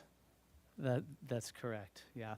We are, especially for ports of our size, their favorite place to come. And that's not just the cruise ship, that's the passengers with the welcome tent, the way everything's staged, how Chris Bell and the parking staff and maintenance staff put everything together. It just makes their whole life, passengers as well as crew, a whole lot easier. So yeah, this they didn't bat an eye at this. This is a prime location for them to come to. And as far as a Plan B, you've witnessed Plan B the last 2 years. It was zero when all the cruise ships canceled. Yeah, Commissioner Stedman, capital projects are often the throttle that we use to kind of balance budgets like that. And so our operating budget is fixed. We have to do our day-to-day business, but a lot of the times, unfortunately, in lean times, those capital projects are what you delay. And you can only do that so long before it starts costing you more. But over the past couple of years, we delayed over $2 million in capital projects. Some of that revenue was cruise ship revenue. We kind of lost out on $750,000, $800,000 worth of cruise ship revenue through COVID. So, but with respect to the fee increase, the cruise demand for Santa Barbara is high. And so there's an opportunity for us to put a little economics at play where we can kind of start limiting the number of ships by $2. You know, if they are here, it should be our obligation to try and maximize that revenue source while it is here. And so, in addition, with COVID, we are performing more shoreside services, more stuff on land, higher costs on our side. And so this is a pretty conservative and prudent increase that the cruise industry would not push back too much about. Yeah, I wouldn't think that the cruise industry itself would push back. I was just wondering what our own, contingency was. But great answer, Brian. We just saw Plan B. So, thank you. Oh, I just have a quick follow-up question with that. Someone brought to my attention that the amount of staff on a cruise ship can be substantial. And I know that the passenger fee is per manifest. Does the manifest include like captain, entertainment staff, cooks, or is it just the paying passengers? Great question. It is just the paying passengers. Now, a number of years ago, when it was $5, it was for the entirety, crew and all that. Crew doesn't come on land generally. They're doing the tender boats back and forth. So the cruise ship industry approached us. We worked with them, bumped it to $7, took out the crew. So it's just the passenger manifest. Got it. Great, thank you. Is there any other further discussion before we entertain motions? So we know, go ahead. I have one question. I mean, so we've got an item coming up next to talk about $50,000. So the issue is, if we approve the budget now without dealing with that, do we have to go back and open up the budget again? Commissioner Nelson, no. What's happening today is the Harbor Commission is just making recommendations to council to approve the budget. So we can kind of take this meeting, last meeting in its entirety, and package all those recommendations together to council when we go to council on May 5th with the budget. So our discussion on the next item, you can make the necessary adjustments. That's correct. Before you go to council. That's correct. Great, thank you. I have a comment, if I might. Yes. I opposed it last time, but I really appreciated the effort that you put in, Mr. Bossy, and in the subcommittee meeting and answering all of our questions very, very clearly and carefully. And as a result, I mean, I'm in support of this. And also, I note that no one has objected. We haven't heard any objection to any of these items. And several years ago, when the outriggers was at issue, and we did not accept what the first suggestion that you made, people spoke against it, and that convinced me a lot. But this time, no one has spoken against any of these items. And so thank you very, very much for your presentation. This is the 6th meeting, I think, on the budget that some of us have had. It's actually kind of good to hear that there was that much work and thought that has gone into this budget. It really is. Yes. So you mentioned that you had a motion Yeah, prepared. since I was very much opposed to it last time, that's why I wanted to make the motion. So I move that we accept the budget as presented. Yeah, I'd like to second that. And so just to clarify, this is to approve all the items on here from B to N as suggested in O? Yes, everything that we have not already accepted. Because Very good. some we accepted at the last meeting, so this is all the others. And would you like to speak further on your motion at all? No. Very good. So that brings us to the vote. All right, Commissioner Kramer, Yes. Commissioner Hanrahan, Yes. Commissioner Nelson, Yes. Commissioner Stanowik, Yes. Commissioner Stedman, Yes. Commissioner Anderson, Yes. Chair McCray. Yes. That passes unanimously. Thank you.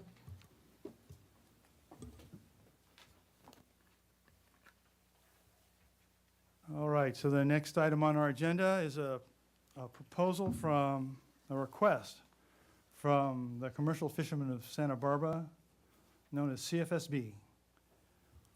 And do we have a presentation? You sure do, Commissioner McCray. You're stuck with me for a couple more items here, so sit back. As you mentioned, this is a proposed $50,000 grant request from the Commercial Fishermen of Santa Barbara. The particular request was attached to your staff report, and the request is for $50,000 in matching funds for a U.S. Department of Agriculture implementation grant. The total grant is for $50,000, and it requires a 500,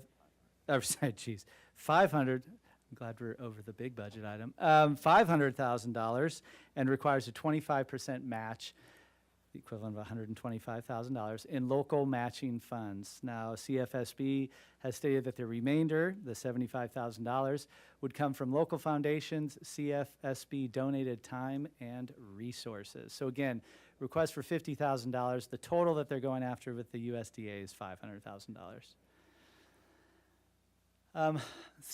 This was first sent up to City Council, and City Council no longer considers funding requests from outside agencies. I believe this took place after last year's budget.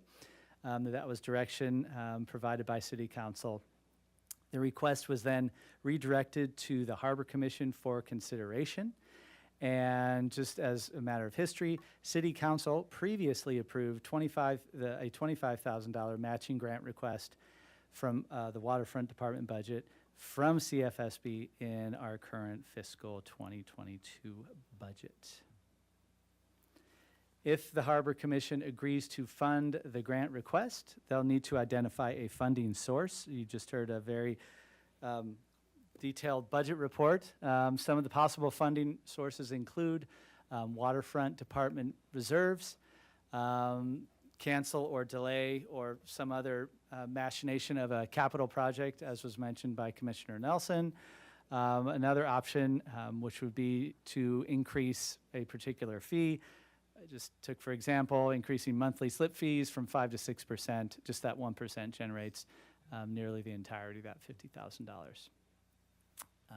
And that is, I believe, the end of my presentation. I'm happy to answer any questions. I know we have members of CFSB in the audience if you have questions as well. Do you have questions? I was gonna make a statement. Let's that go ahead allowed? and get all the way through public comment Okay. before we start to Okay. discuss and Okay. so forth.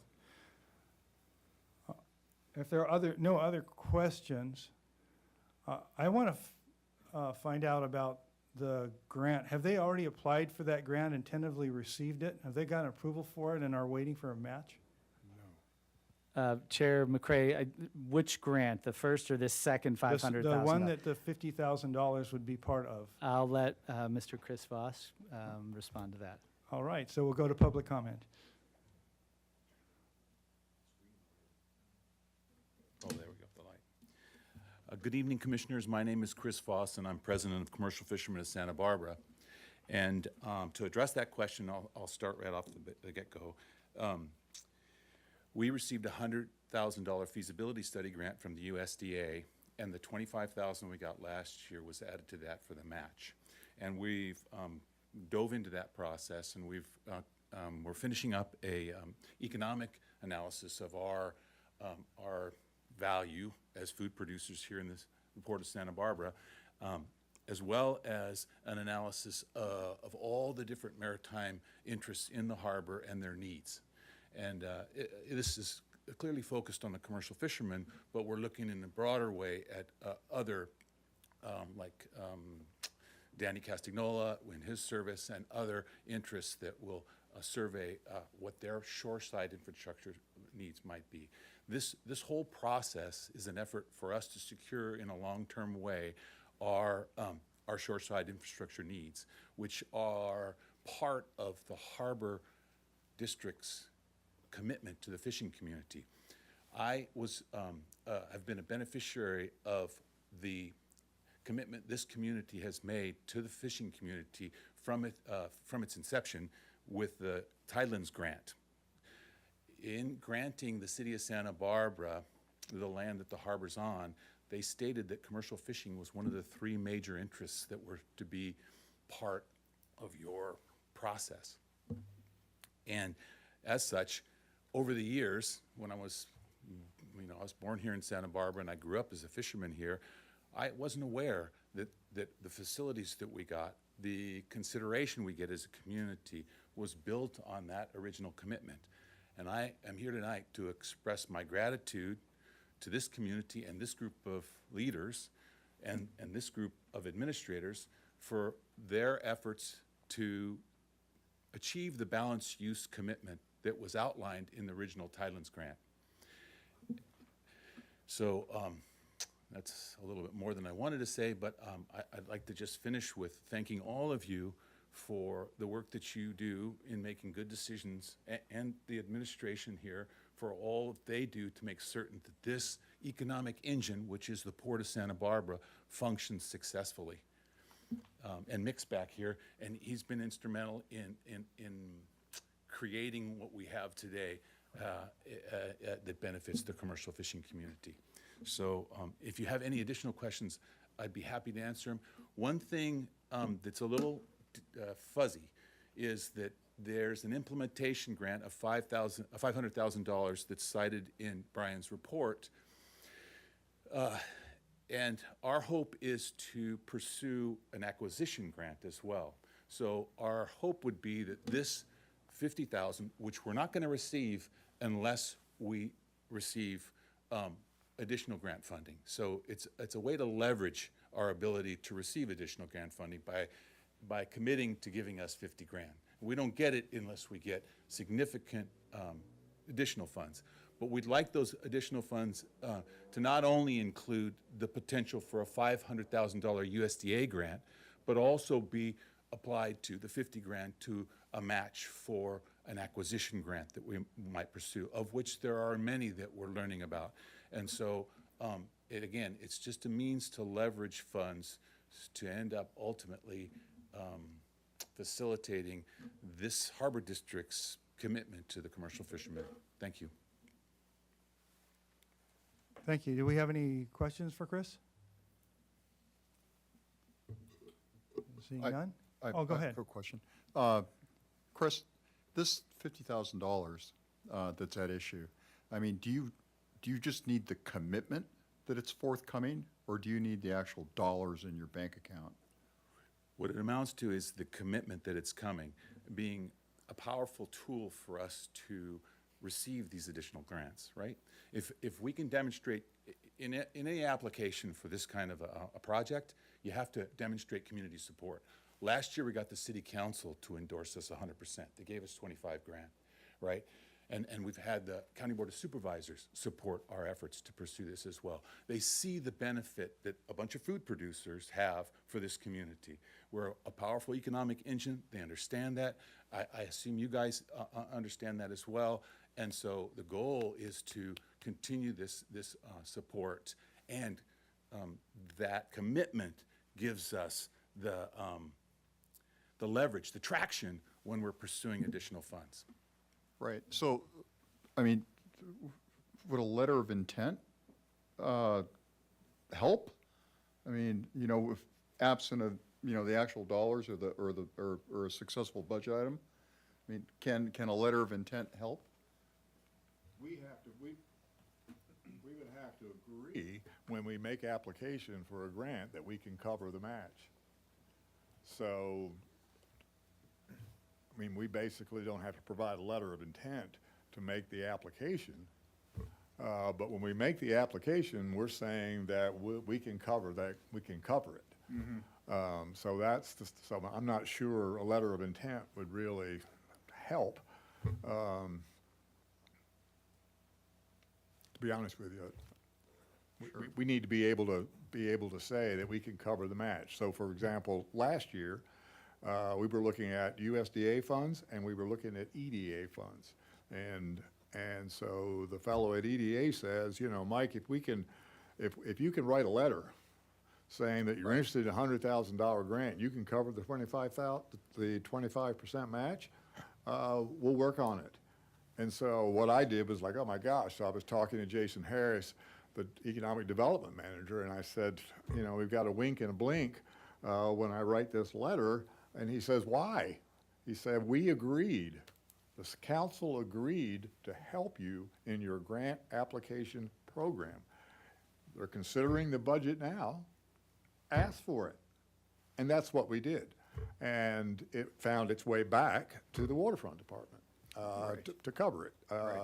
And that's what I wanted to say is that if you look at this thing, it's not so much an outside agency grants for a project of just the commercial fishermen of Santa Barbara.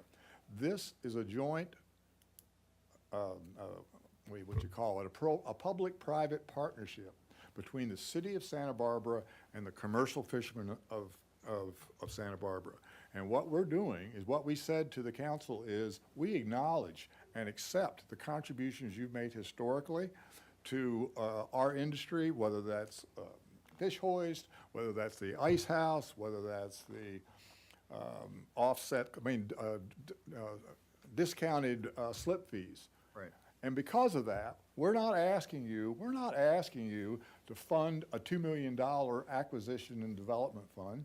What we're saying is we think we've got a competitive proposal, and that we're willing, if you're our partner and will help us with this grant application program, we're willing to do the heavy lift. We're not asking the waterfront department to find the money, to do the loans. We're saying we'll go out, we'll manage the project, we'll do the application, but we need to put you on the bottom line.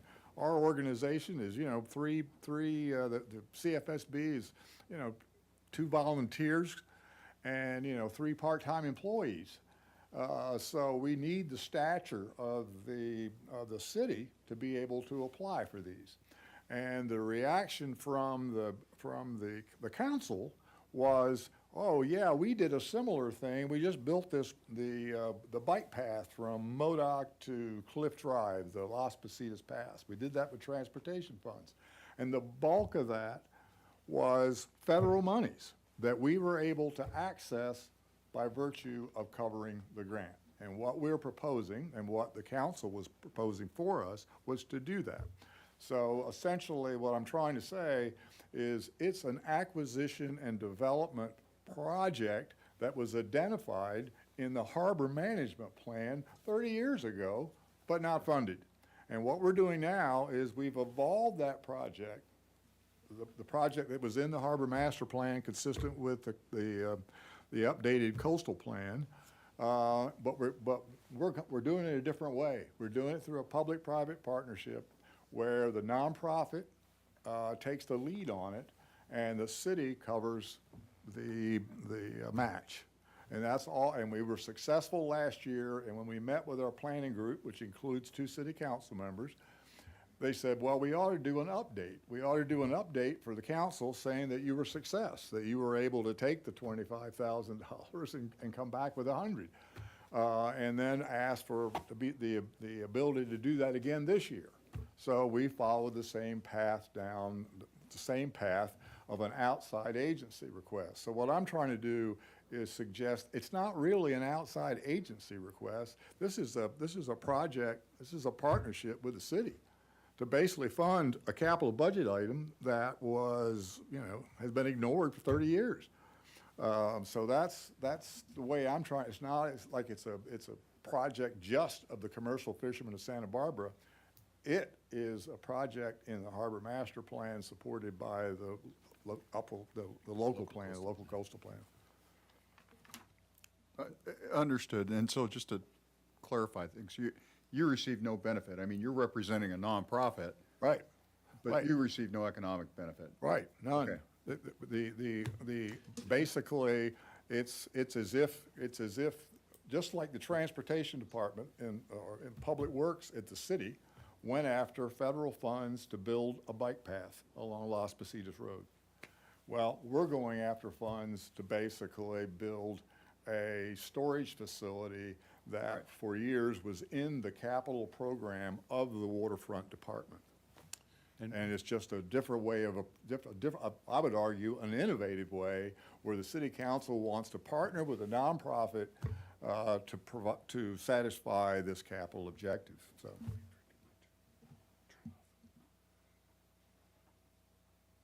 And it's also, in terms of outside agency request, you need to realize that there was that the commitment, the waterfront department, the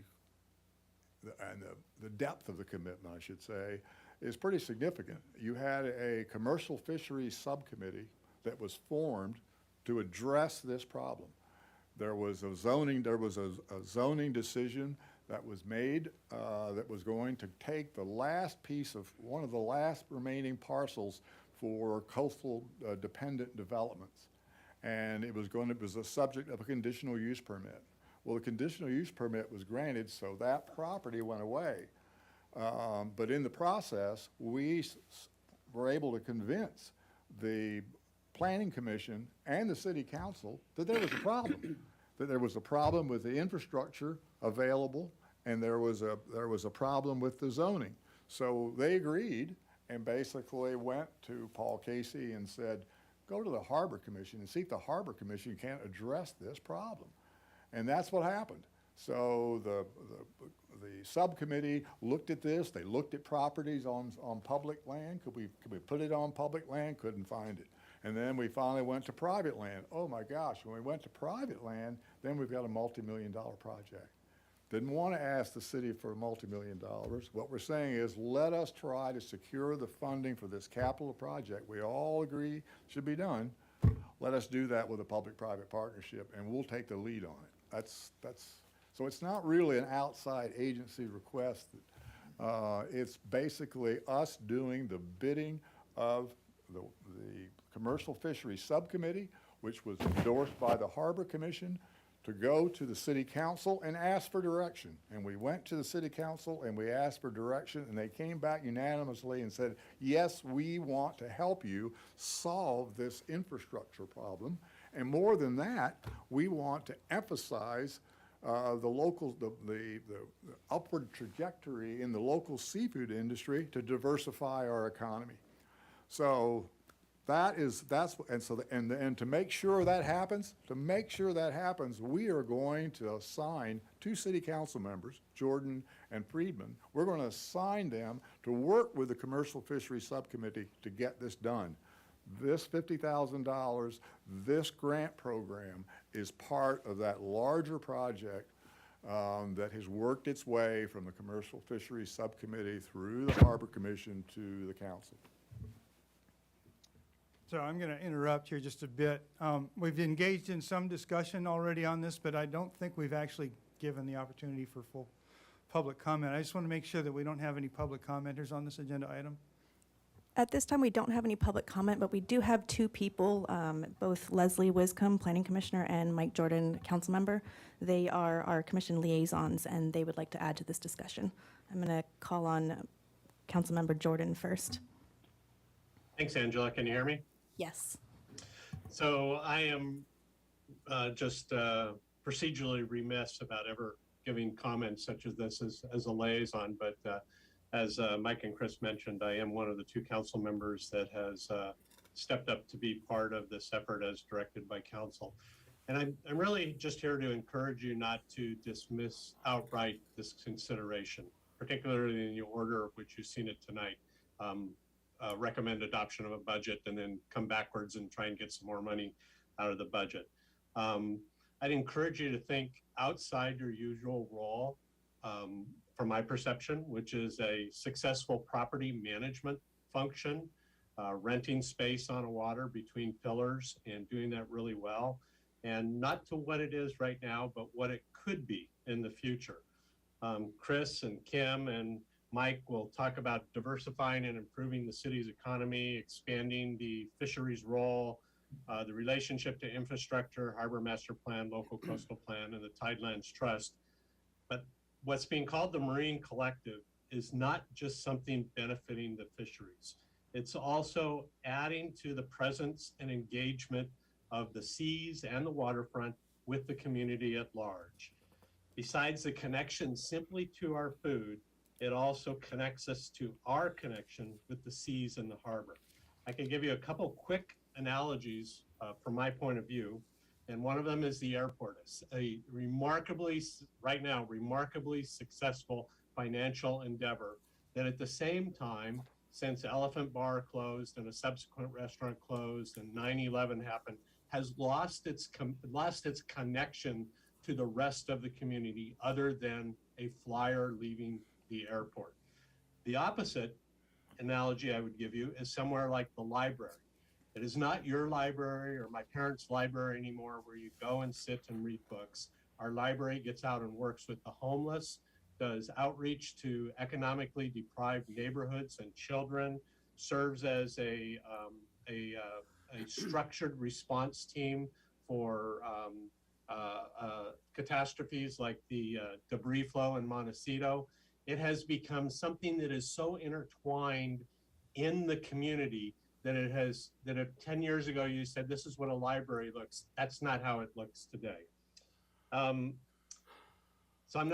sometimes I get an argument on this. I don't consider myself a policy wonk, others do, but I consider myself a see, feel, and taste kind of person.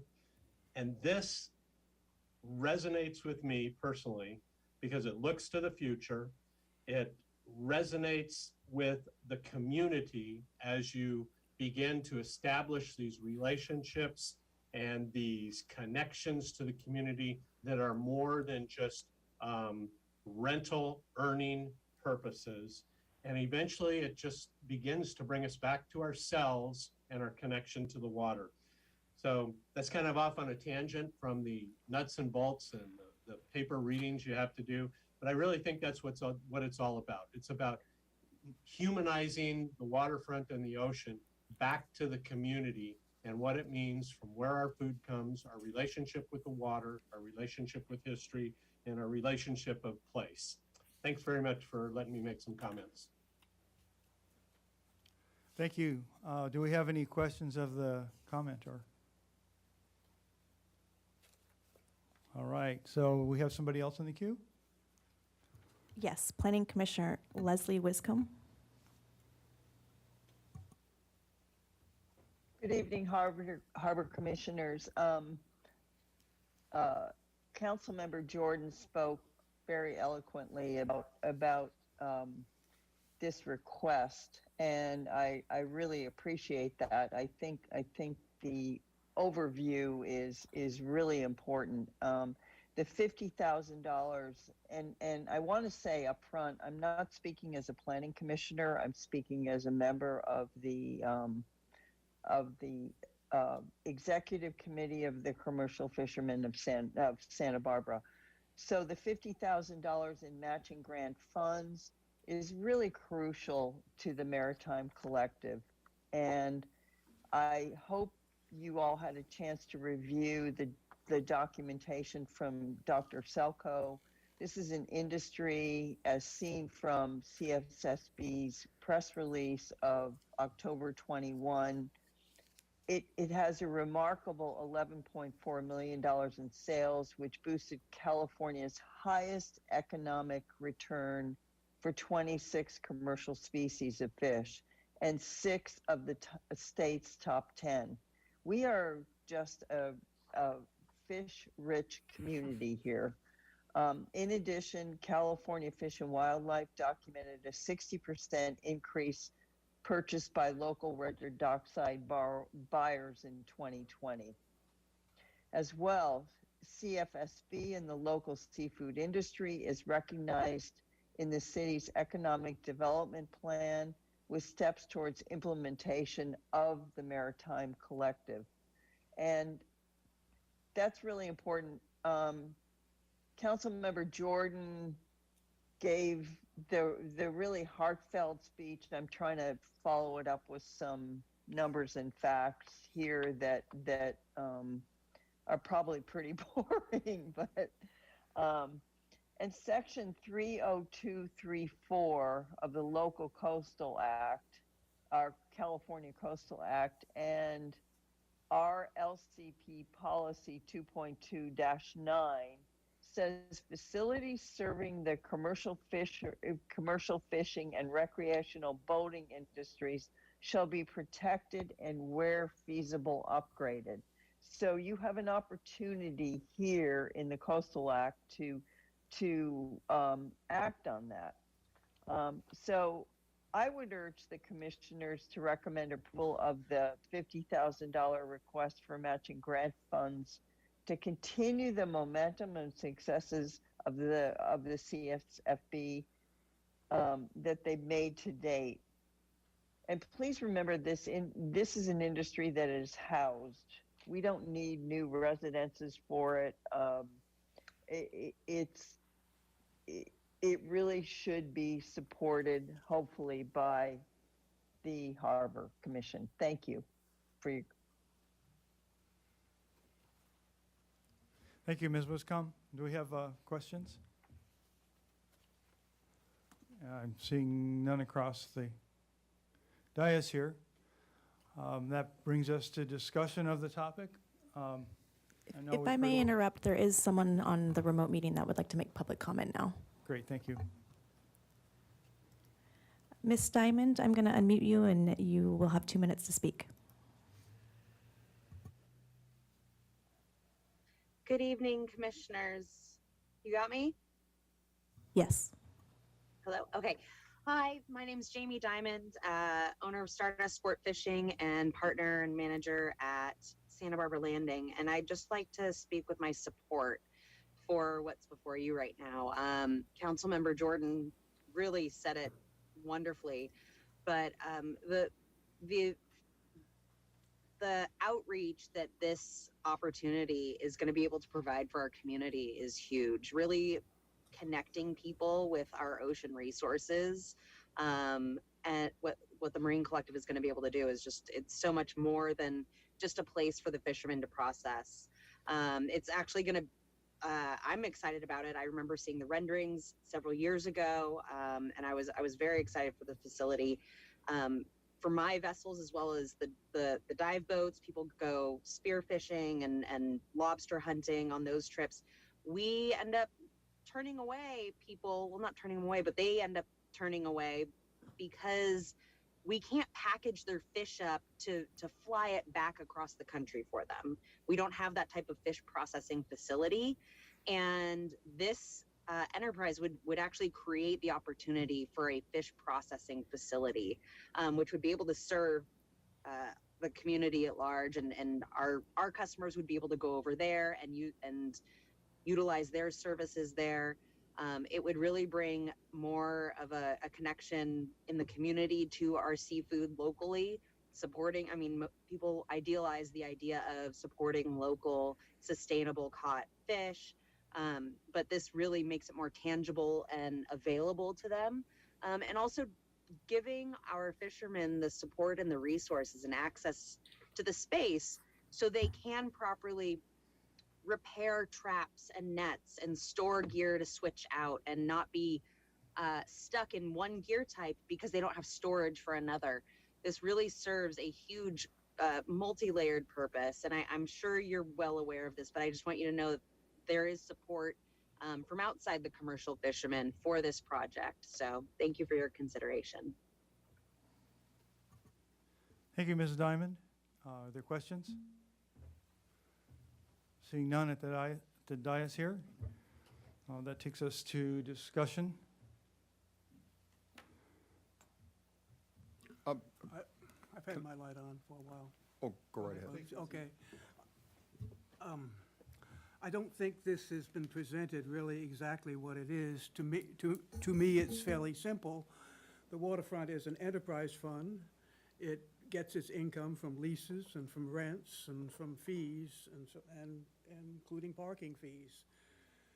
And this question is not about how important is the collective and the CFSB.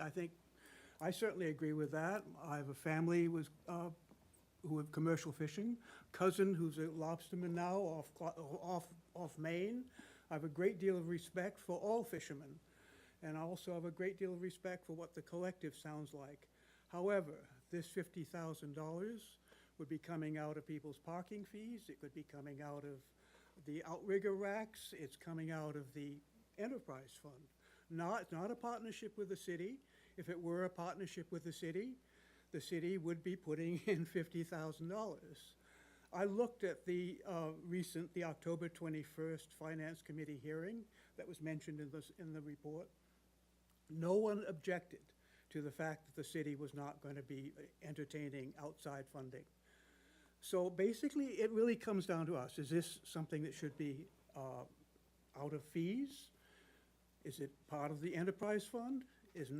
My understanding is that there really have not been any outside fundings from the waterfront department before. And I would not support this, although I support very much the CFSB and the collective. So that's where I would come down. John? Brian, can you put the slide up where you showed some possible sources for this $50,000? Okay, thanks.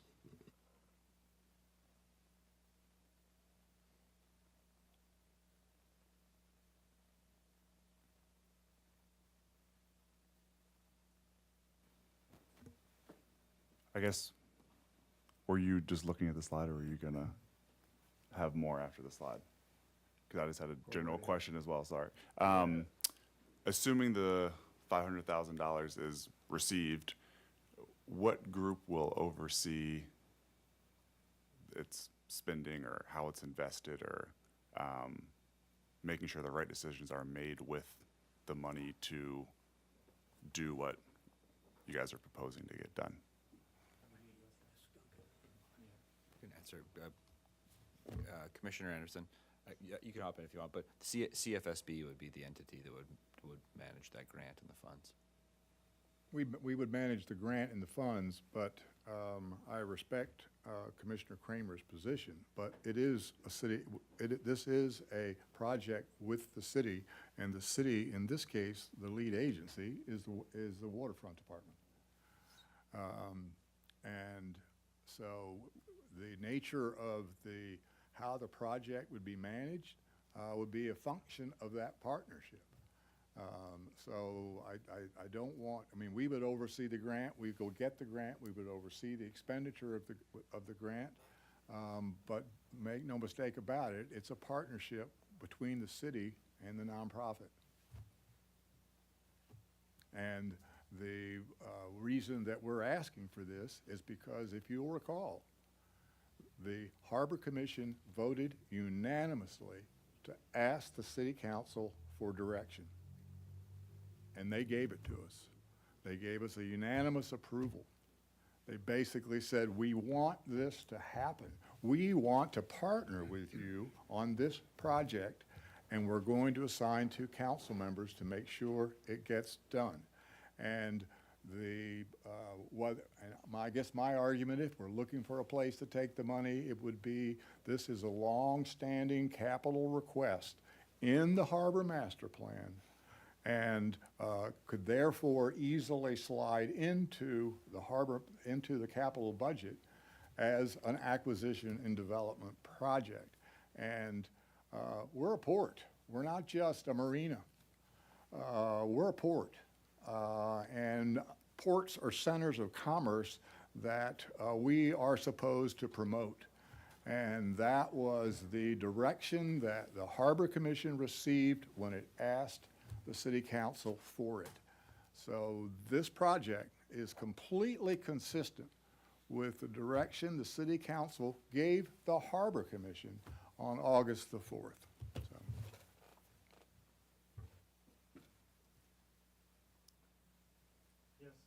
Michael Hanrahan. Thank you, Chair McCray. I just wanted to express my support of this initiative of the Maritime Collective. Like Commissioner Kramer, I have concerns about where that $50,000 would come from, obviously out of the enterprise fund. Given the choice, I think looking at our capital program investments for 2023, fire alarm system update seems pretty important. Don't want to have fire breakout. The Ledbetter pedestrian bike path conceptual design, I can concur, is an issue and a safety issue as a biker that rides through that area. That's something to keep an eye on. But the $50,000 that we're looking at investing in the Harbor Gateway conceptual design, that might be something we can punt on until subsequent years and conceivably allocate those funds to the Maritime Collective request. Thank you. Looking across the dais. I myself have some thoughts on this. I first want to express my support for the Maritime Collective. I am a commercial fisherman myself, and in a very minor way. I don't support my complete livelihood. I dipped into it just mostly to see what the regulatory hurdles were in this day and age. As a member of the Groundfish Advisory Subpanel on the Pacific Fisheries Management Council.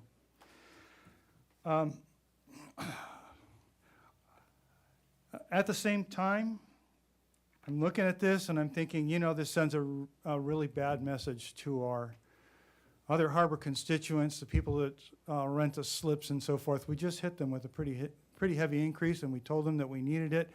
And pretty much people are going with it. But nonetheless, for us to turn right back around in the same meeting and give $50,000 of their hard-earned money away, it's a tough ask at this time for me.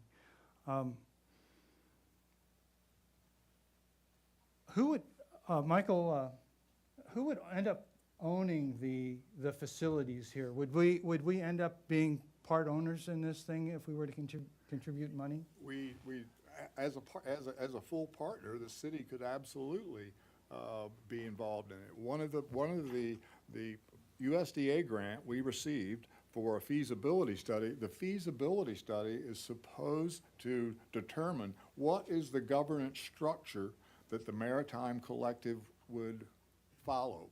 How would that look? Make recommendations on it. That's one of the reasons why Mike Wiltshire is in fact a partner to us in the administration of that, as is Jason Harris, the Economic Development Manager. So we don't know yet. So we're doing a feasibility study with the $100,000 we received, and one of the questions we'll ask is, what is the best management structure? It may very well be, for example, that it's not CFSB. It could be a separate body, and there's a lease to CFSB for boat storage and gear storage, but there's a lease to, another fisherman or a welder to do the work, and that's done through a third party or even a private individual. So that is the answer that we're supposed to develop in the feasibility study before we can apply for the implementation grant. So I don't know the answer to that question because it's not been defined yet, and the partners that are working on this haven't finished the feasibility study. But we know Kim Selko, who couldn't be here tonight, participated in a conversation with grant recipients, USDA grant recipients from around the nation. And basically, they have been successful in getting not only the planning money like we've got, but also the acquisition funding as well as the programming. So the funds are out there for us to get. We just have to be in a position to go after them and satisfy any local match. For example, the one, when Chris says other programs, Jason Harris calls me and says, you need to get on this webinar. There's a transportation grant for small ports. And that transportation grant for small ports can be used for acquisitions. The acquisition is 80% of the 80% of the money. The grant can be 80% of the project, but you've got to figure out how to cover 20%. That's the way federal transportation projects works, or I've been informed in terms of the port project. So it's that sort of thing where the city, in this case, if we went for those port transportation funds, the city would have to be the applicant. We would be a part of the partnership, but the city would be the applicant. So things are in a state of flux right now as to the governance structure that would actually control the property and the management should we be successful in capturing the funds. Thank you for that. Yeah, there are several things that would cause me to support putting that money in that direction, the $50,000. But first, before mentioning those, I want to note that, I've put together grant applications before that required a match. And typically what happens is you put the grant, for me anyway, I put the grant application in and I got a tentative approval, except that I needed to come up with a match. So the match actually happened afterwards. And not only that, I was, my PI, Milton Lovett at that point, he actually donated his time as part of that match. So that's one source of a match, is you get some paid staff members to actually commit to the project to the level where they're willing to donate some time. As for my support, I really would have to see a couple of things. First of all, I don't think it sends a very good message to do this at the same meeting that we're busy taking everybody's money. For the first time in many years, we've raised a lot of things across the harbor. I would really like to see us not be the first $50,000 you get. Yeah, if you can, just like the primary funder, if we could see some momentum being built up, I think that would really help. I would like to see support of staff, the way that staff supports like a lease renewal. They come in, they tell us that we have a tenant in good standing, and they are supportive of renewing that sublease before we recommend to city council that they do that. So I would want to see that as well. That's not to say I'm not in favor of the project. It's a great project. I would love to see it get off the ground. This is a pretty early stage. You don't even have the application in yet. Right. And you haven't even got the results of the feasibility study. No, that's what last year we got a feasibility, we got 100,000 from USDA to do a feasibility study. And it basically puts us in a prime position to get an implementation grant if we do a good job. But you're right. What we're trying to do is have the ability to apply for a grant and have the, be able to cover the match. That's all. And we don't have a grant application in process right now. Don't want to mislead you. We don't. We're pursuing these, and most of them are going to require a match. And that was the nature of our partnership, was that the city would consider covering our match. And that's what this request is all about. Thank you. Thank you for that. I hear you clearly. Yeah, I would like to see this be further. I certainly want to be able to see that you've got the feasibility, the results of the feasibilities done. Right. So you can actually show us what this is really going to look like, you know. Obviously, that's something we want to do. And perhaps at a later time, once you've given staff a chance to really do some careful looking at all the different projects and the possible sources of funding and how it would impact the harbor, and come back to us with $50,000 that we would have available Right. What do you mean 50,000 will be available? for your match, That we would go out and raise the funds. And support this wholeheartedly, not just be impartial, but actually support us as a commission putting that money forward. Quite honestly, from the hard-earned cash that our tenants give us, right? Give to the harbor. Right. I completely respect that. I don't want to belabor it. I guess the issue is this public partnership, private partnership that we've got reduces the capital costs. I assume that the people who put together the Harbor Master Plan back in the 90s were correct in saying that the industry that we are supposed to promote as part of receiving the Tidelands Trust properties from the state want us to promote commercial fisheries. And so arguably the waterfront department should have been able to find property for this. For example, the Harbor Master Plan says said that there's an interim facility called the Wright property that's taking care of this now, but it described it. The capital budget, or the master plan, basically said that this is a temporary facility, and we, the waterfront department, should figure out how to finance it. And what's happening now is the CFSB is basically saying, we'll take the lead on financing it, but we're going to ask you to cover the grant. So every time we get 100,000, you put in 25. So anyway, I don't want to belabor it. I've said my piece. So Thank you very much. I notice we have another mic lit. Yes. So, I mean, many passionate arguments have been made here tonight, not only from people listening to our meeting, but from the administration and from the Harbor Commission. I think all the arguments seem valid. I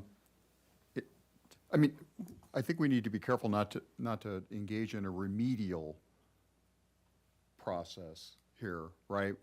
In other words, like you've said several times, Mike, I mean, this is part of the Harbor Master Plan that was written 30 years ago, right? I don't think that we exist to make remediation for any lapses, but it seems from a pragmatic point of view that we might be able to bifurcate this item, that is support CFSB, right? And given the sidebar discussion that I just overheard about not really having, the documents to go forward, agendize the sourcing of the item for a later date. I mean, would that impact us? I mean, it doesn't even sound like we have to try to squeeze it out of this year's budget, right? Which we're $10,000 above reserve, right? Yeah, Commissioner Stedman, just from a procedural, this can be approved now. With our 2023 budget, we go back for quarterly adjustments, quarterly reviews. We bring quarterly reviews to Harbor Commission every quarter. So this is something that can be tackled now, can be tackled in the future. Right. I mean, just from a practical point of view, Chair, maybe we ought to bifurcate it, right? Support CFSB, and then table the budget item for a future date. Yeah, I'm not sure how that would work, but I think also consideration should be given to something that Mr. Bossy mentioned about salaries and the discussion at the city council hearing on Tuesday. And I did follow that, and I think there's a very good, there's a likelihood that SEIU will prevail to a certain extent. I say a guess on my part, and that the salaries that are listed here are perhaps not what will come down in the final thing. And so the waterfront may be facing higher expenses than what we think right now. There were masses of people at the city council hearing on Tuesday. All the non-managerial people, as they made a big point of saying, and all arguing in favor of increase over what the city's been offering. So that's, I mean, you brought it up, Brian, so I thought I'd just repeat it. So we don't know, basically. So we basically don't know what the bottom line will be, and if we're committing to a possible $50,000 in addition, I don't know. I mean, I'd leave that up to the Yeah, I mean, staff. I would be open to bifurcating the issue.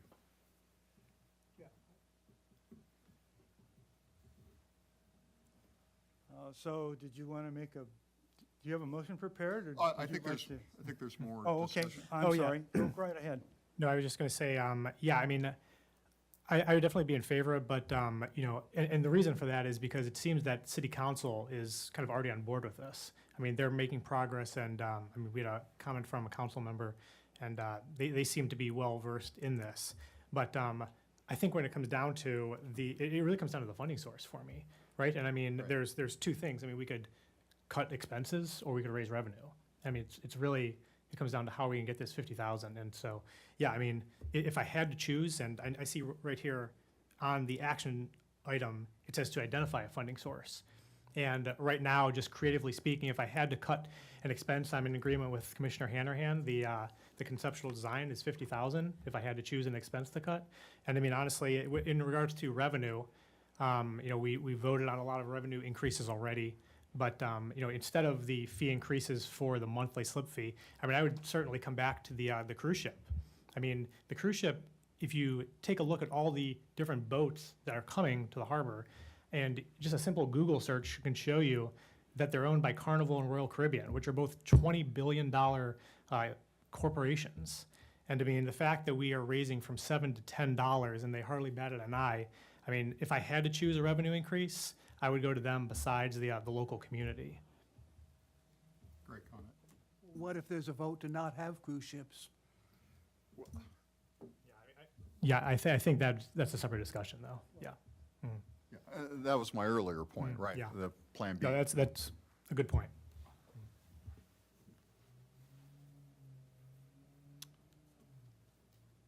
Not seeing anything more around the table? Should we move to the next agenda item or take action on this? I would like to make a motion to bifurcate the issue.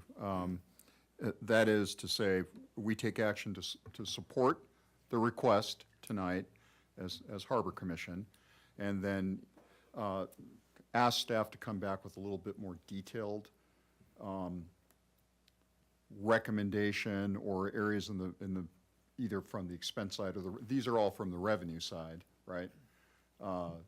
Maybe on the expense side to. Yeah. Okay. Maybe we ought to bake that a little more, Brian, at a later date, right? I mean, there doesn't seem to be like an intense amount of pressure to take it out of this year's budget, right? Is that a question for staff? It is a question.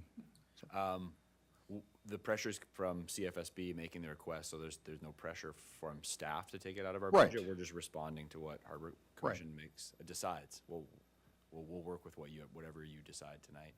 Yeah, I believe the actual request from CFSB in their letter details the FY '22, which is Right. right now existing, not what you just approved, the FY '23. However, we're looking more at, I mean, we're in end of April, we're looking more at the '23.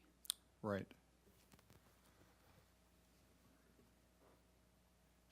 And Commissioner Stedman, just to touch back, from what I know from CFSB and Commissioner Nelson confirmed, is the grant is not in place, so I don't think these funds are needed immediately. Right. I would still motion that we bifurcate the item to at least take action on either supporting or denying this request from CFSB, but carve out the budget item and move it forward. Either on a quarterly basis, like Director Wiltshire mentioned earlier, or in some other form of presentation, maybe as a subcommittee item. Yeah, and Harbor, we get a touch point on our budget where we stand every quarter, so we'll have a better idea of revenues, all these impacts that we see. We kind of reconcile those monthly and bring them to you, so you'll get a new picture every month. Well, absolutely, and that's Commissioner Kramer's argument. I mean, there are some unknowns that exist. So, that seems like a very risky move, at least on this day, right? It could change.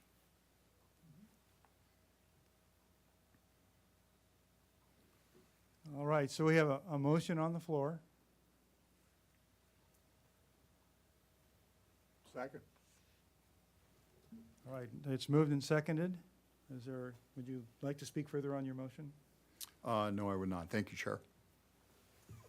So, as I'm understanding it, by bifurcating, you're suggesting that we express support for the project as a whole, but not address the funding portion of it just yet.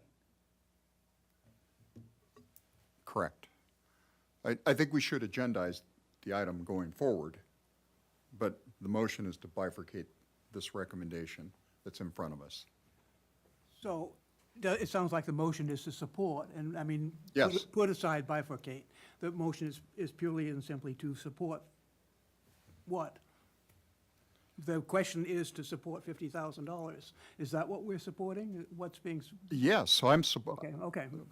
I support the CFSB funding request it's an outside agency request, but in the very language of this recommended item, it says that we don't have a process, and that's pretty apparent, right, tonight. We don't have a process. So I think we need to create a process, right? We're not prepared to go forward on it. Sounds like you're approving the policy, but not the appropriation. I would not move to approve the appropriations tonight. Right. So that should be made clear in the motion that the money is not being approved. The And idea I is think we to- should also make clear what we're looking for on the next agenda item. Chairman spoke about seeing support from the staff, or I don't know if it's a staff report. I think more than just putting it on the agenda item, we should say what we're looking to see to do more of. Which, one of the things would be support from staff, talk about where it's coming from. I agree that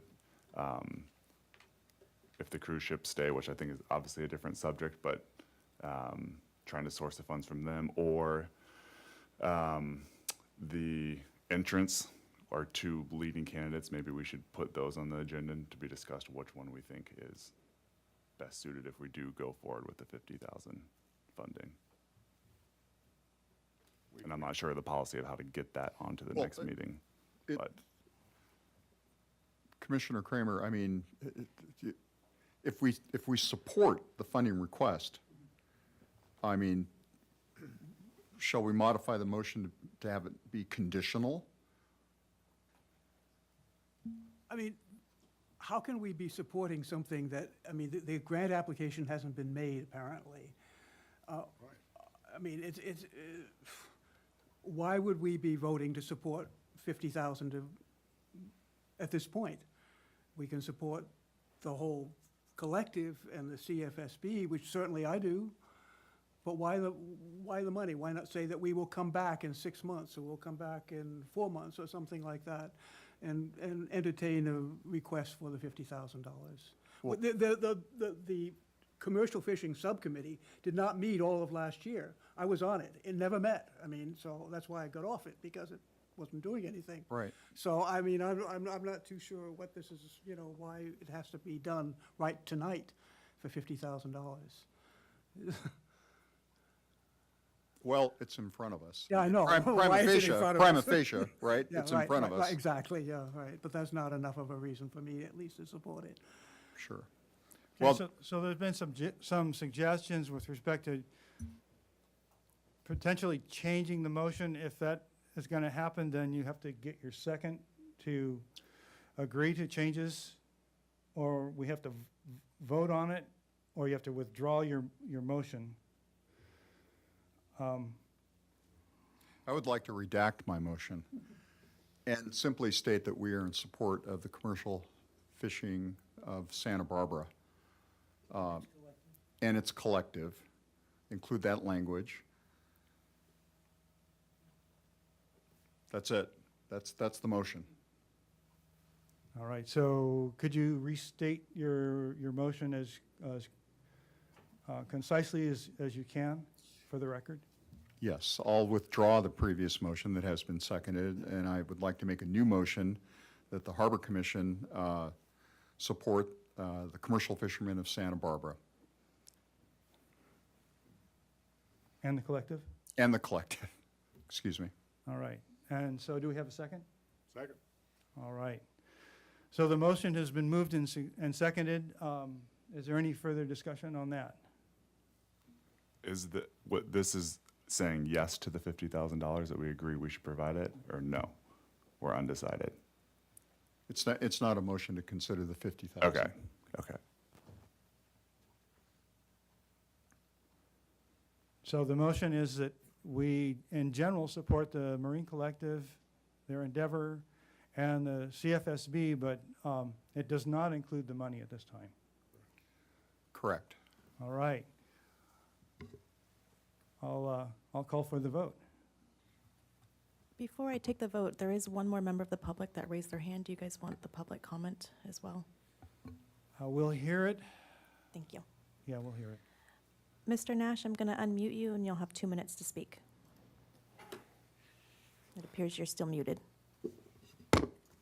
Good evening. With respect to this project, the funding should not come from raising slip fees. Thank you. Thank you. Okay, I'll take the votes now. Commissioner Hanrahan? Yes. Commissioner Nelson? Yes. Commissioner Stanowicz? Yes. Commissioner Stedman? Yes. Commissioner Anderson? Yes. Commissioner Kramer? Yes. Chair McCray? Yes.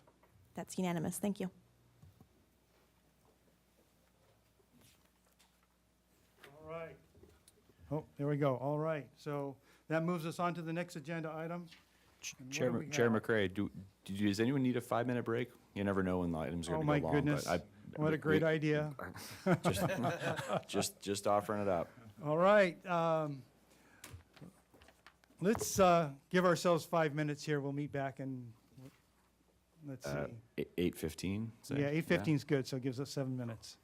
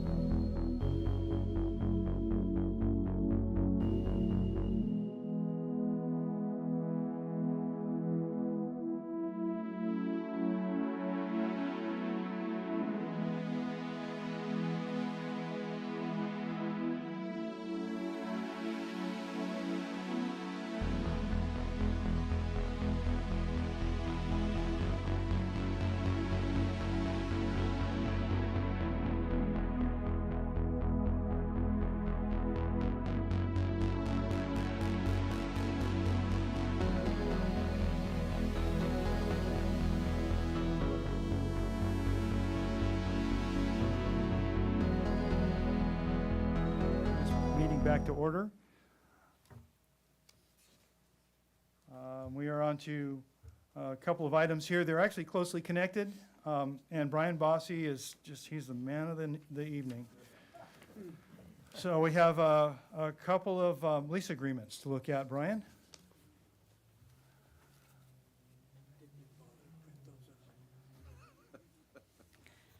I'll go ahead and read the items before.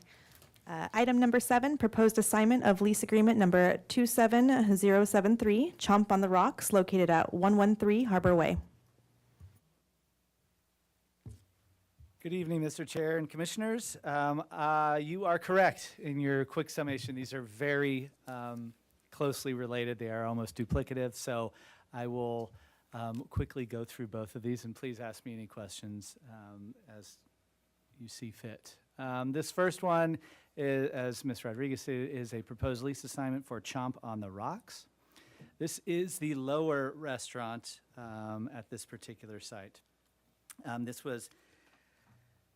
Assignment was approved back in March of 2020 from the former Chuck's Waterfront Grill to Mr. Aaron Peterson, who converted it to Chomp on the Rocks. And the assignment has been requested by the current owner, Waterfront Food Group, aka Mr. Aaron Peterson. The current owner is considered a tenant in good standing. As is the process with all of our lease assignments, when they do pop up, there's no change to the existing terms. So the proposed new owners inherit exactly what the lease is. And along those lines, the proposed new owners are Miss Amy Rose, Mr. Brian Domini, and Mr. Dennis Longaberger. They submitted all the required documents as outlined in the existing lease agreement.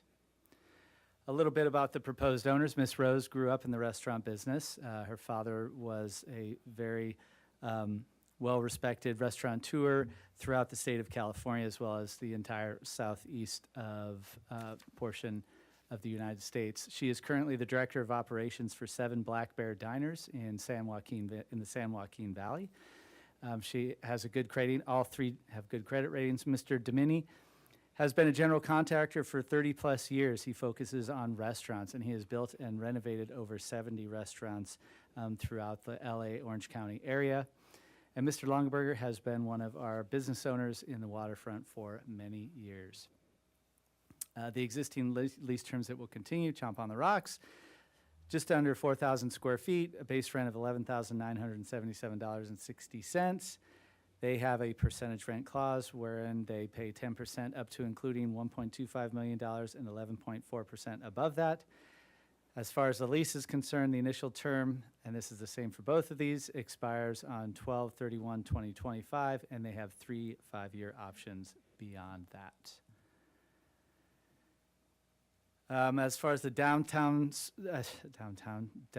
space, they are planning a complete and immediate renovation of the downstairs. Yes, it was just renovated, but they are going to be changing the front part to something they are going to rebrand as the Anchor Lounge. It would be designed with maritime theme to be warm, inviting, with wood accents and local memorabilia. They want you to come in and feel like you're inside a wonderful yacht. Featuring tapas menu, craft cocktails, local wines, and local seafood. And that is the proposed lease assignment for Chomp on the Rocks. I'd be happy to answer any questions. I'm looking around the dais. We have a question. Yes. How many, when we approved the assignment for the Harbor Restaurant, you went through the whole history, you know, from the family to the LLC to this. How many times has this lease been passed down? I mean, so we've done this lease has been in 3, we've had 3 tenants that have occupied this lease or used this lease, correct? Basically, the Waterfront Cafe, Chomp, and now the LLC, the Waterfront Food Group LLC. So that's 3 times the same lease has moved along? Sort of, but not quite. So you had the Chuck's Waterfront Grill came in there, and they were there for 12, 15, possibly even more. So they were the first restaurant were the space first, to go in okay, there. okay. And then they transferred that lease was assigned, to Waterfront Food Group, Chomp, back in 2020. Right. And so now this is a proposed transfer again. So keep in mind that when Waterfront Food Group went through with this lease assignment, it was March or April of 2020. So right at the start of COVID. Oh, I certainly get that. And I just was trying to, but the point is, the same document and the same base rent has been going on for essentially, how many years? 30 years?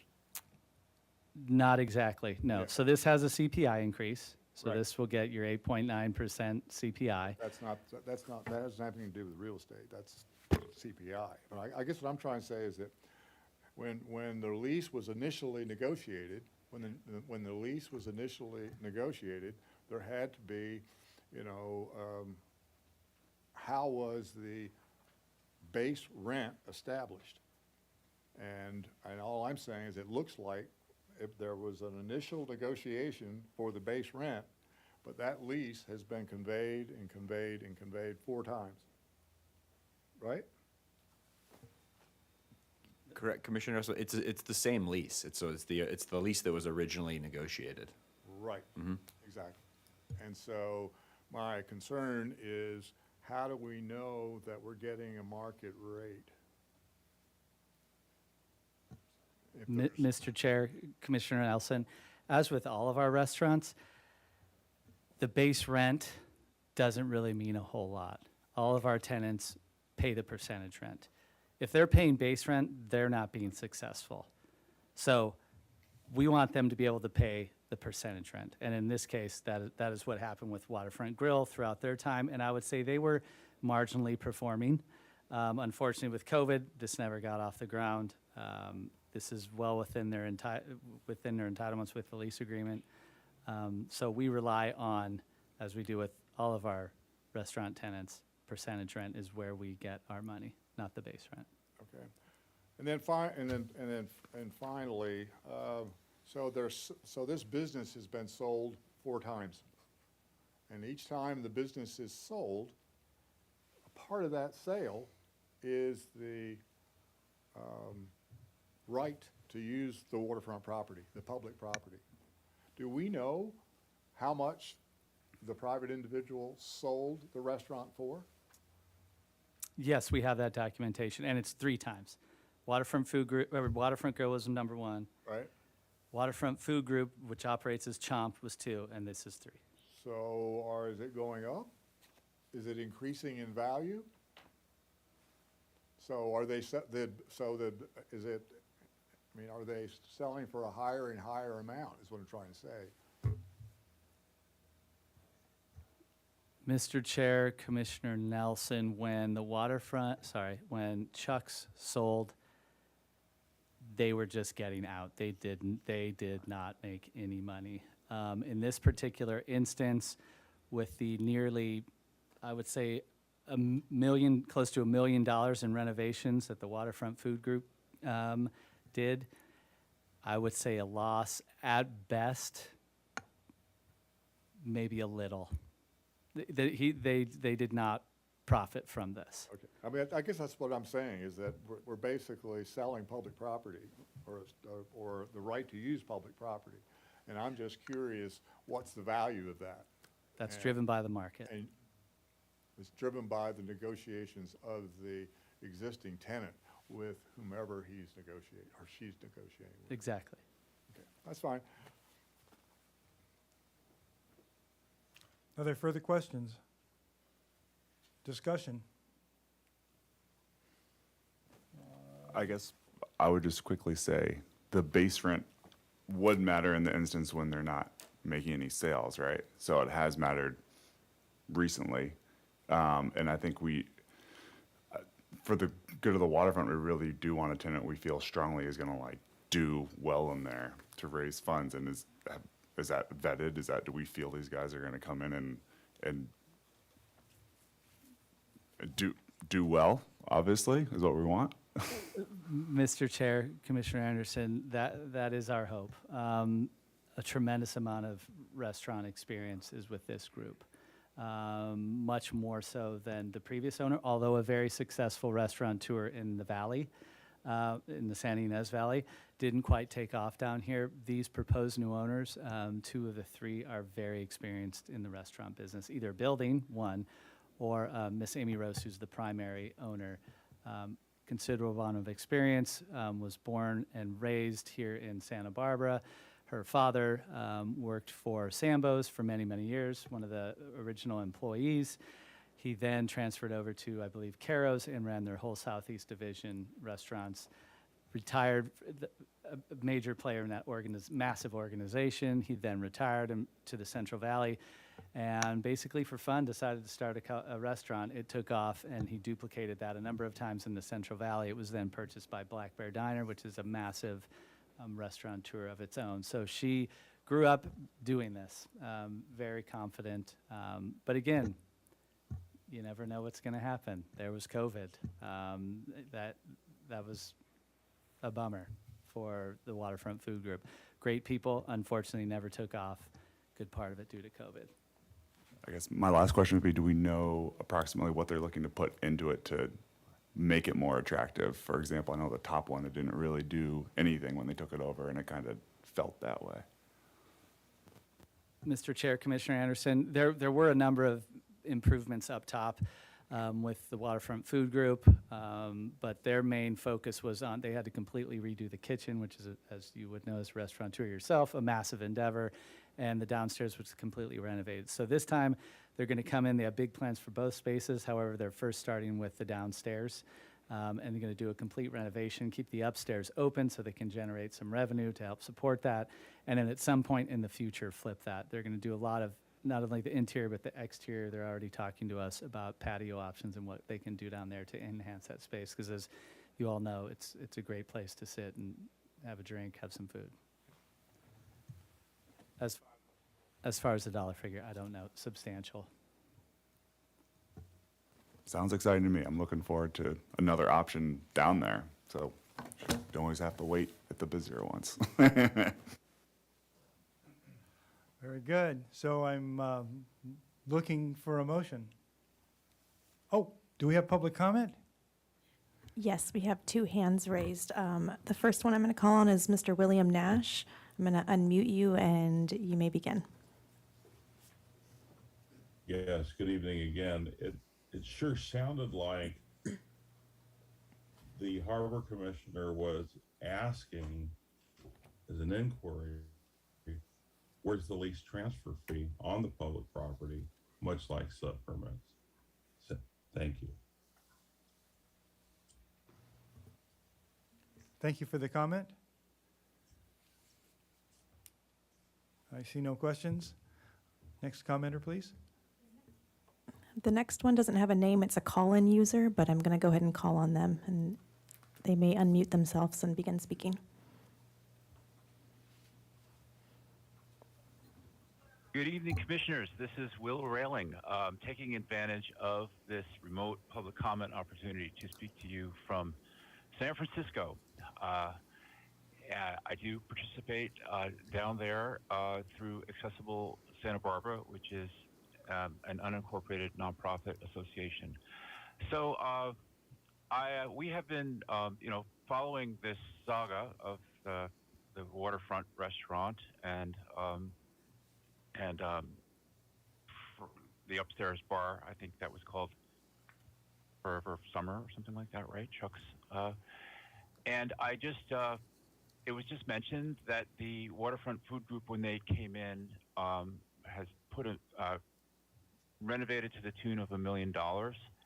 And I was wondering how much, if any of that, was actually city money, waterfront money, either directly or by rent relief or credits toward construction, and how much of it was funded by the now departed owner. We tend to monitor renovations of restaurants and premises like that because, as many of you know, it's essentially a formula of putting at least 20% of your renovation expense into accessibility improvements. We've had many of you who have seen the waterfront or ate at the waterfront or the previous upstairs bar and now have seen it now, of course, are aware that it's was very extensively renovated. That was mentioned tonight, and it's been mentioned in a number of meetings over recent years. We're having trouble finding any building permits that were pulled for any of this work. Which is usually how the accessibility gets improved. It usually doesn't happen correctly unless the building department has issued a permit and made sure that the accessibility is being improved. So I happen to know that actually these are incredibly fine operators coming in, and I believe the city's lucky to get them. Mr. Rowland, if you may wrap up your comments, the 2 minutes is completed. Okay. I'm a little concerned that they're going to get hit with having to fix the work that was done without permits, and I just want to make sure they're aware of that. So I'm wondering if staff can respond if the capital improvements were at all funded by the city, and if there is an explanation as to how this extensive renovation could have been done without building permits, or perhaps I'm wrong about that and there are building permits and I've just failed to find them. So, and we'll look forward to finding out more about this project and monitoring as it moves forward. Thank you. Thank you for your comment. I just want to mention that typically we don't take questions. However, I did see that staff was actually eager to answer. Is that true?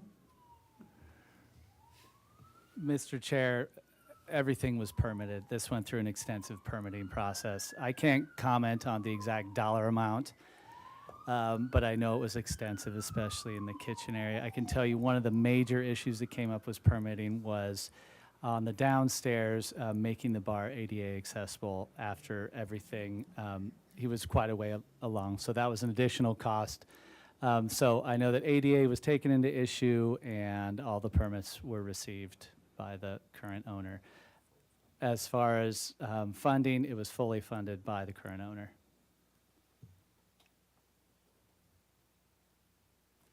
Thank you for your comment. Seeing no further questions, that will conclude public comment. All right, so we have this item before us, and I'm looking around the table for a motion. I'll set a motion to approve the transfer.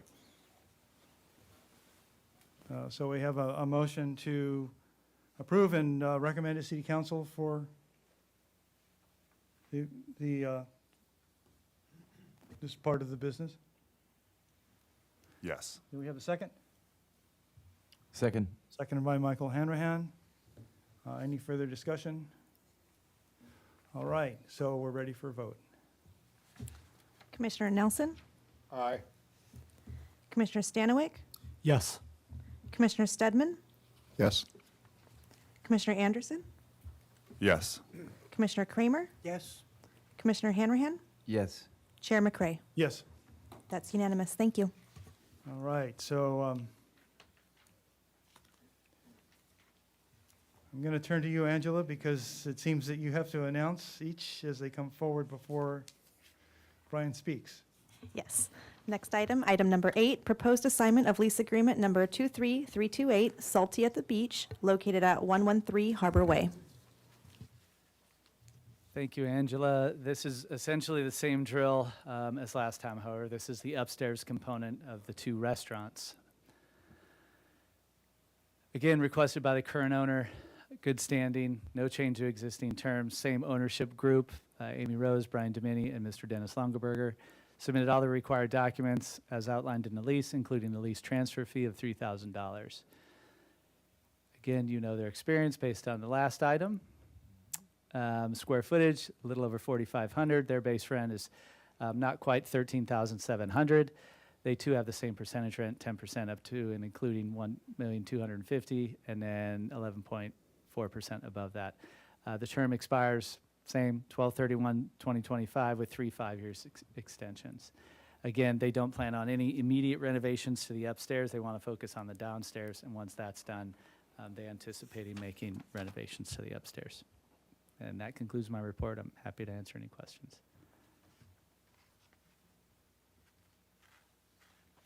I am not seeing any hands raised. So we have no questions. Is there any discussion?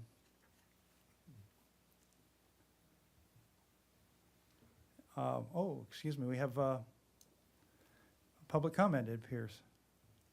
Yes, Mr. Will Rowling, I'm going to call on you and you may begin speaking. It appears you're self-muted at the moment. Mr. Rowling?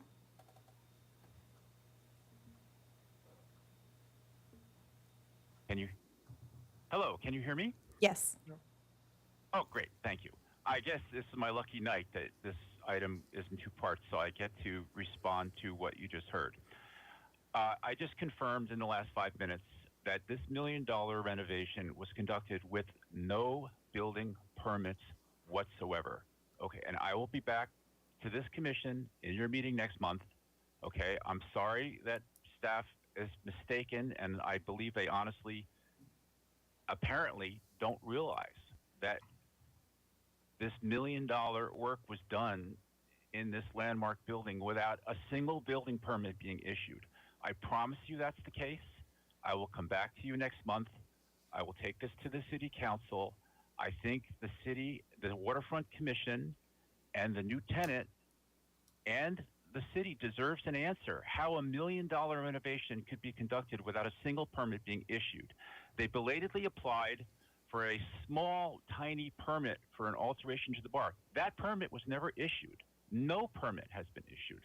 So I'm sorry to be upset, but I'm a little peeved at the implication that I was mistaken or not being truthful before. So I do think that you will get a full explanation next month. I'm confident in that because you are served by a professional staff that will get to the bottom of this and get back to you. But thank you very much. Thank you for your comment.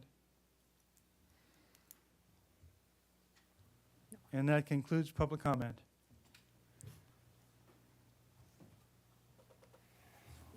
All right, is there any discussion?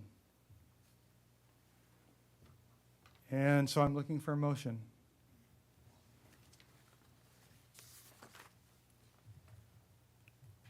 I'll make a motion.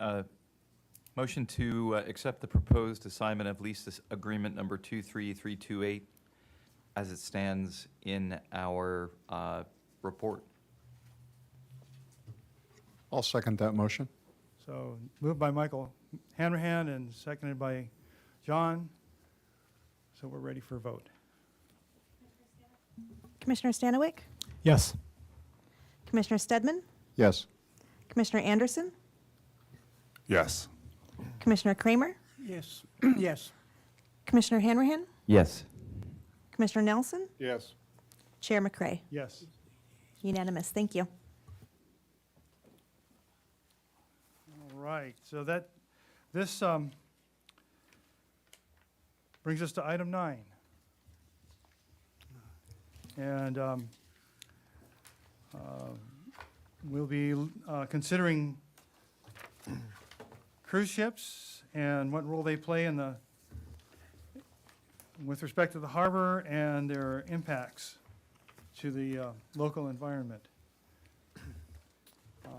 One of the things I think we'll be considering here is whether or not we establish an ad hoc subcommittee potentially to look further into this. Do we have a presentation? Chair McCray, just a brief one and just for a little history. So this was put on the agenda by staff at the request of Commissioner Kramer and Hanrahan. The intent was not to get too in-depth to everything, but this just gives the Harbor Commission an ability to talk freely and take an action if they feel necessary to form an ad hoc committee to kind of dig into this further if you'd like. So it was really kind of intended not as a deep dive, but an ability for you to take action as a Harbor Commission if you'd like.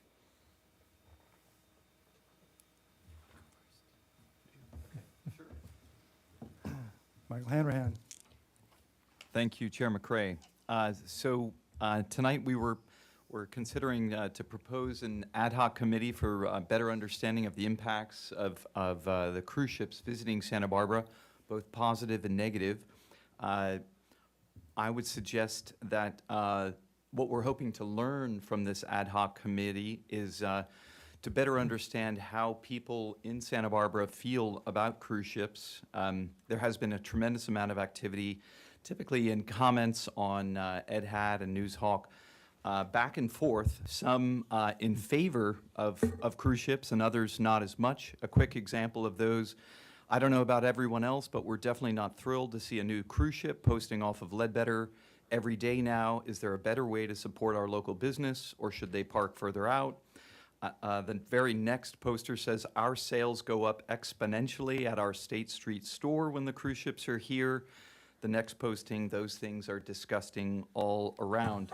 So there's clearly some interest, there's some debate in town about the benefits, the pros and cons of cruise ships. Obviously, the waterfront is, we depend on that revenue, the passenger fees, for balancing our budget annually. So we want to be very careful about making a drastic decision about cruise ships.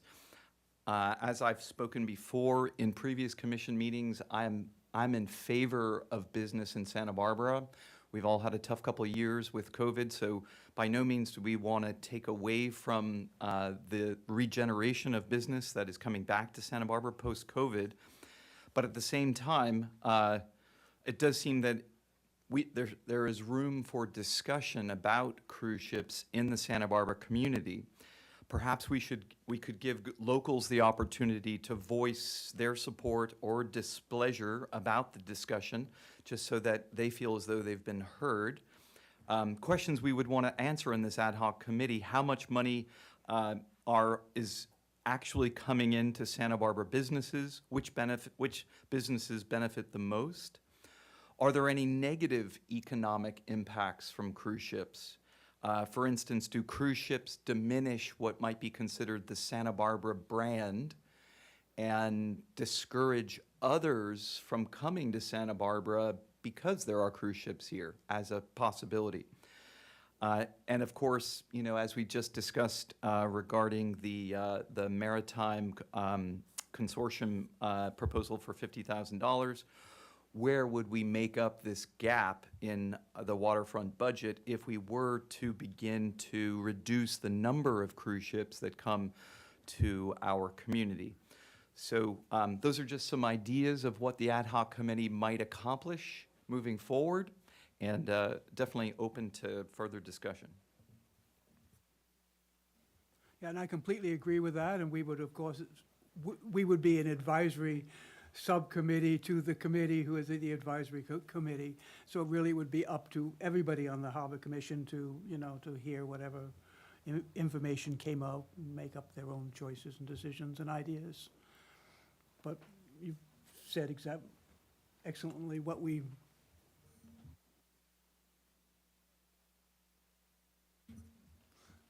interesting. All right, so, yes, Seth. Just curious, we've had any discussions on how we might go about gathering some of that data, and would it be run by volunteers, or would it cost money to find that out? Or I agree, it definitely seems like it's an idea worth investigating and spending some time on. Just curious how far along the plans you guys have gotten. We really have not haven't dived in much deeper than the desire, perhaps the need to have this ad hoc committee to open ideas about cruise ships. But your points are very well taken in that, for instance, if we were to commission a survey, an understanding of the Santa Barbara community, how do we feel, or how do locals feel about cruise ships in Santa Barbara? There would certainly be a cost to that, aside from just pulling the anecdotes that come off of comments. So to be discussed, to be addressed in that ad hoc committee. Adam. Yes, I have a question. I'm definitely in support of research on this, but it appears that there is a group kind of already doing this, and I'm just wondering if the harbor and the waterfront's aware of this, because I read an article in Newshawk and the Santa Barbara Independent about a boat called the Channel Keeper that's, I guess, doing independent research already and kind of going out into the, onboarding these cruise ships. And I'm just kind of curious if, the waterfront's aware of that, or if they support that, or if there's any integration there.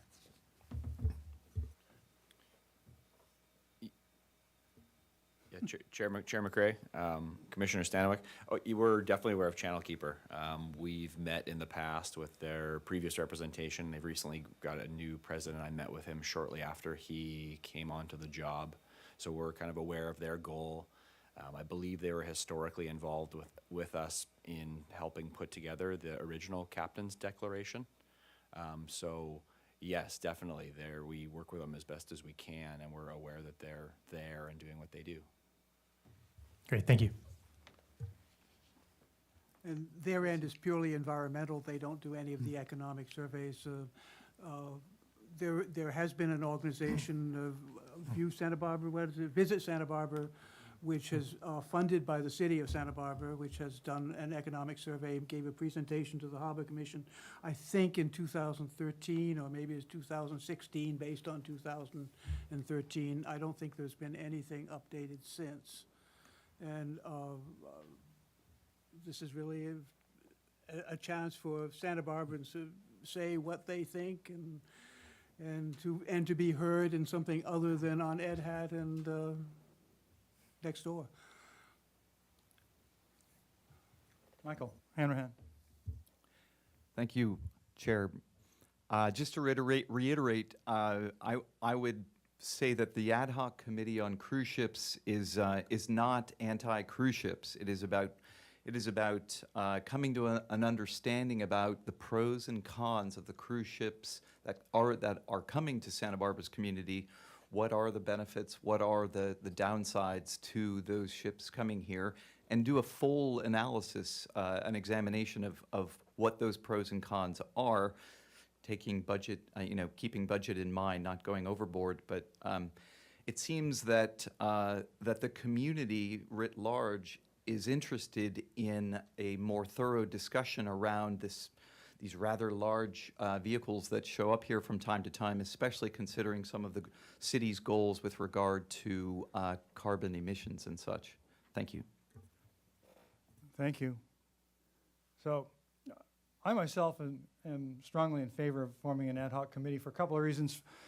First of all, there's a great deal of public interest, and I think we would be remiss in not opening up a venue for the public to come in and get have official input into the process of deciding how we handle cruise ships. And also it gives us an opportunity to exchange information on all kinds of different fronts. In one of those regards, which I have not actually heard mentioned, is we have a series of natural reefs that kind of ring Santa Barbara about a mile off the coast. And initially, and this is years ago, there was an anchoring policy that kept those big anchors and chains from dragging across those natural reefs and planing them flat.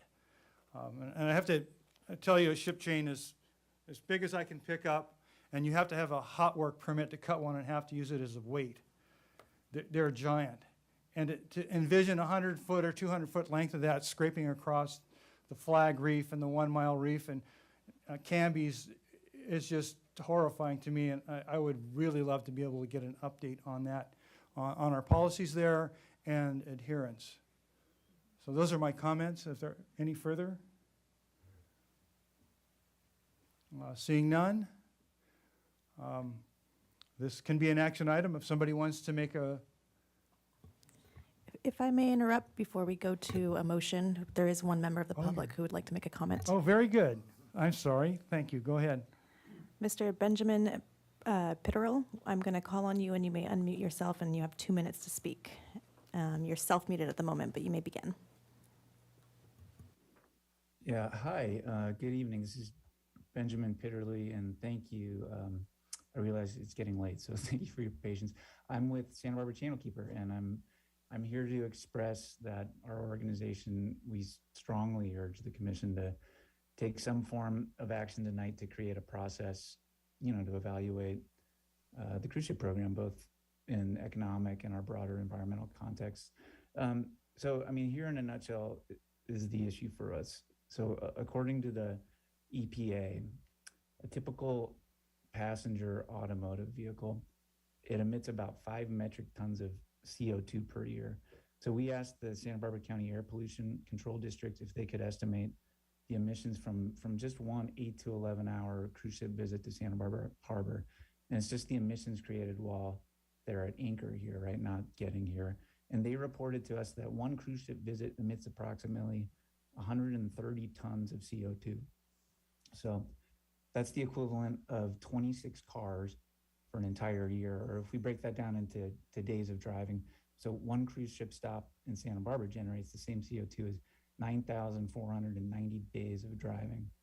And that only includes the ship, not the tender trip. So, you know, a lot of attention we realize is placed on the water pollution from cruise ships, as it should be. I mean, the industry has a mixed reputation there, and certainly that's our focus. And we do appreciate, I just want to say, we do appreciate what the city has done to minimize the local impacts through the voluntary agreements, and we've supported those in the past. But, you know, from our perspective, the ocean, it doesn't end 12 miles from Santa Barbara, and even, you know, when those impacts occur further out in the channel, or even outside of our state, or outside of the country, even where much dirtier fuels are used, this does affect us because it is one ocean, and climate change is existential and affects us all. So, you know, and all of our communities are striving to do our part. And this city did recently commit to achieving carbon neutrality in 2035, and we do question how that can be achieved with, you know, an expanding program. So we do believe it's appropriate at this point to spend some time gathering more information and perhaps re-examining the program's direction. So we hope you consider developing that process. And thank you very much. We appreciate your time. Thank you, Ben. I just want to point out that Ben and I were fellow AAUS dive buddies as we were first getting certified many years ago. So that's the Association of Underwater Scientists, so fellow scientists. Any further questions for Ben? Nope. All right. That concludes public comment. Sorry for missing it once again. Looking around the table, and I do believe we're ready for motions. I'd like to make a motion, please, to create a cruise ship ad hoc committee to better understand the positive and negative impacts, economic, health, and environmental, of the cruise ships that visit Santa Barbara. Thank you, and do we have a second? I'll second it. It is moved and seconded. Would you like to speak any further on your motion? No, I would not. Thank you. Any further discussion? I believe we're ready for a vote. Okay, Commissioner Stedman, Yes. Commissioner Anderson, Yes. Commissioner Kramer, yes. Commissioner Hanrahan, Yes. Commissioner Nelson, Yes. Commissioner Stanowick, Yes. Chair McCray. Yes. That's unanimous. Thank you. All righty, so that brings us to the next subject. Who is going to be on that? I think I have a good idea of at least two. All right, so item 10. I'm going to turn to Angela, and she's going to try to juggle another ball. Put another one in the air, please. Item number 10 is Commission Committee Assignments. All right, so if we look up there, you can see who's on which committees. We actually now have a 7th.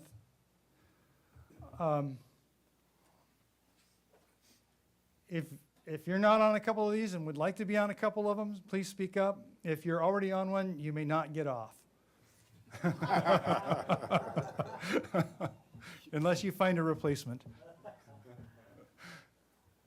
And Chair McCray, if I could just add, part of the reason for putting this up here was the potential for the cruise ship subcommittee, but another reason was that prior to this meeting, the commercial fishing subcommittee and myself were exchanging some emails, and there was some interest in that subcommittee re-engaging and continuing to meet throughout the year. There's a number of items and issues around commercial fishing that are kind of all swirling and need some attention.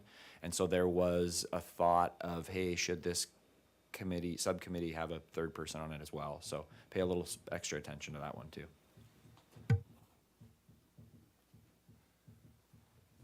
All right, don't all raise your hands at once. Here's your chance. What do you want to be on? I have one question first. So there is a distinction between a standing subcommittee and an ad hoc committee. Commissioner Stebbins, that's a great point. An ad hoc committee has a very discrete task. Once that discrete task is completed, the committee is dissolved. My recommendation as staff for this cruise ship, it is significant enough by the sounds of things that it would essentially be a subcommittee. It seems Right. like there's multiple things that want to be addressed. There wants to be public involvement, and so it seems a little more than a single discrete task. So my recommendation would be a actual subcommittee. Yeah, I agree with you. Just a quick point, Director Wiltshire, does that, so we just agreed to establish an ad hoc committee. Will that change if we decide to make it a subcommittee? Thank you. Commissioner Hanrahan, I don't think so. Ad hoc committees are formed sometimes, and based on what they start completing, they sort of morph into a standing subcommittee. So if this presents itself and you have a discrete task and you report to the Harbor Commission once and say, hey, we're done, then that's fine. You could dissolve it as a subcommittee, but it seems like to me the work is going to be a little more ongoing. And it occurs to me that if you find that as an ad hoc subcommittee, the work is still before you and there's always new item, it can be proposed that we move it to a regular subcommittee. I think you start out a little freer too as an ad hoc subcommittee. Right, but you should, given what your goals are, I mean, an ad hoc committee doesn't have the same Brown Act requirements as a standing committee. And given what you want to accomplish, you want Brown Act. You want more people to participate and be aware of it, correct? I mean, Correct. So, to me, the advantage of an ad hoc committee is you don't have to go through the difficulty of scheduling. But it sounds like in this case, what you want is more is better, right? Yeah, exactly. Well, you've been effective so far as a de facto ad hoc committee, it sounds like, so. All right. But can an ad hoc committee also subject itself to Brown Act rules, so there is the postings that would normally occur?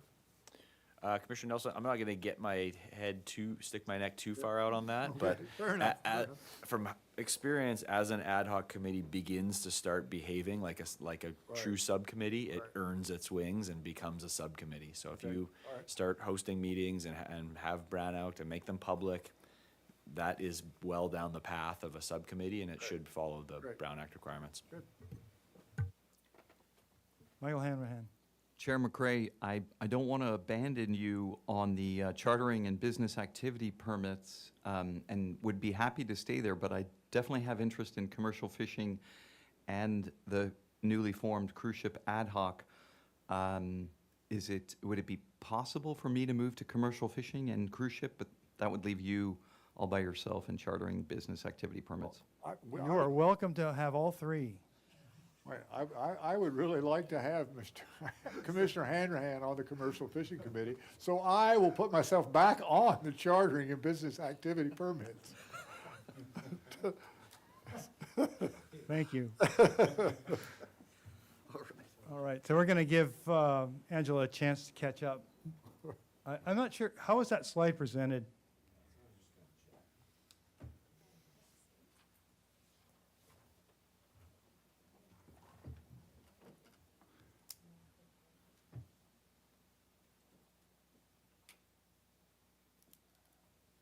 There we go.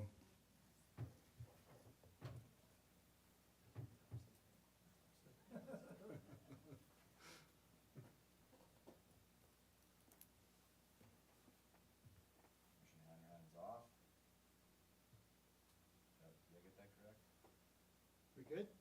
Be good, We but good? as long as you put him on the Commercial Fishing Committee. Okay. Yep. It was it was a trade. All right. All right. I'm glad I won't be so alone.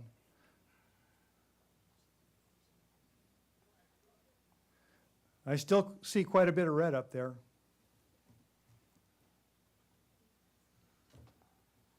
Just one note, the Sea Level Rise Adaptation Plan Subcommittee was actually initially limited to 2.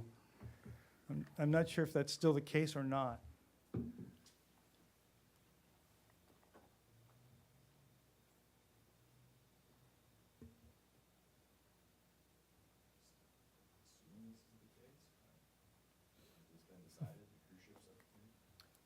Certainly for me. Betsy? Do you want to be on the cruise ship subcommittee? No, I think there's already 3. Oh, The cruise ship. Okay, yeah, sure, yeah. Betsy says yes.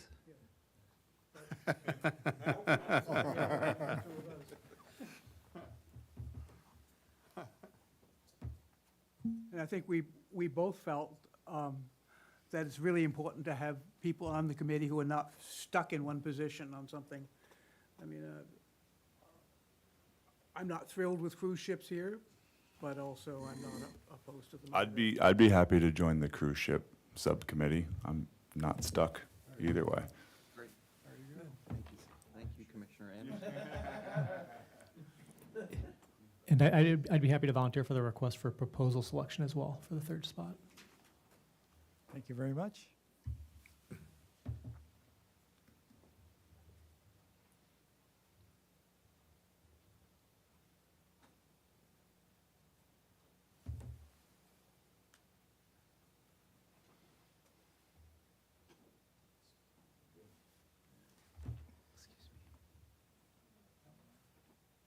All right, so we have, there are opportunities, but we've actually made minimum requirements for these so far.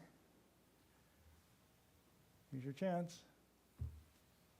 Going once, going twice. All right. So do we need to have a motion and a second and all that for this, for these changes? All right, so we'll start with any further discussion. Not seeing any lights? I actually do see 2. Sorry. Okay. Legacy lights. Then I'll call the question. Yeah, I'd make a motion to approve the committee assignments. Oh, there we go. Second. It's late.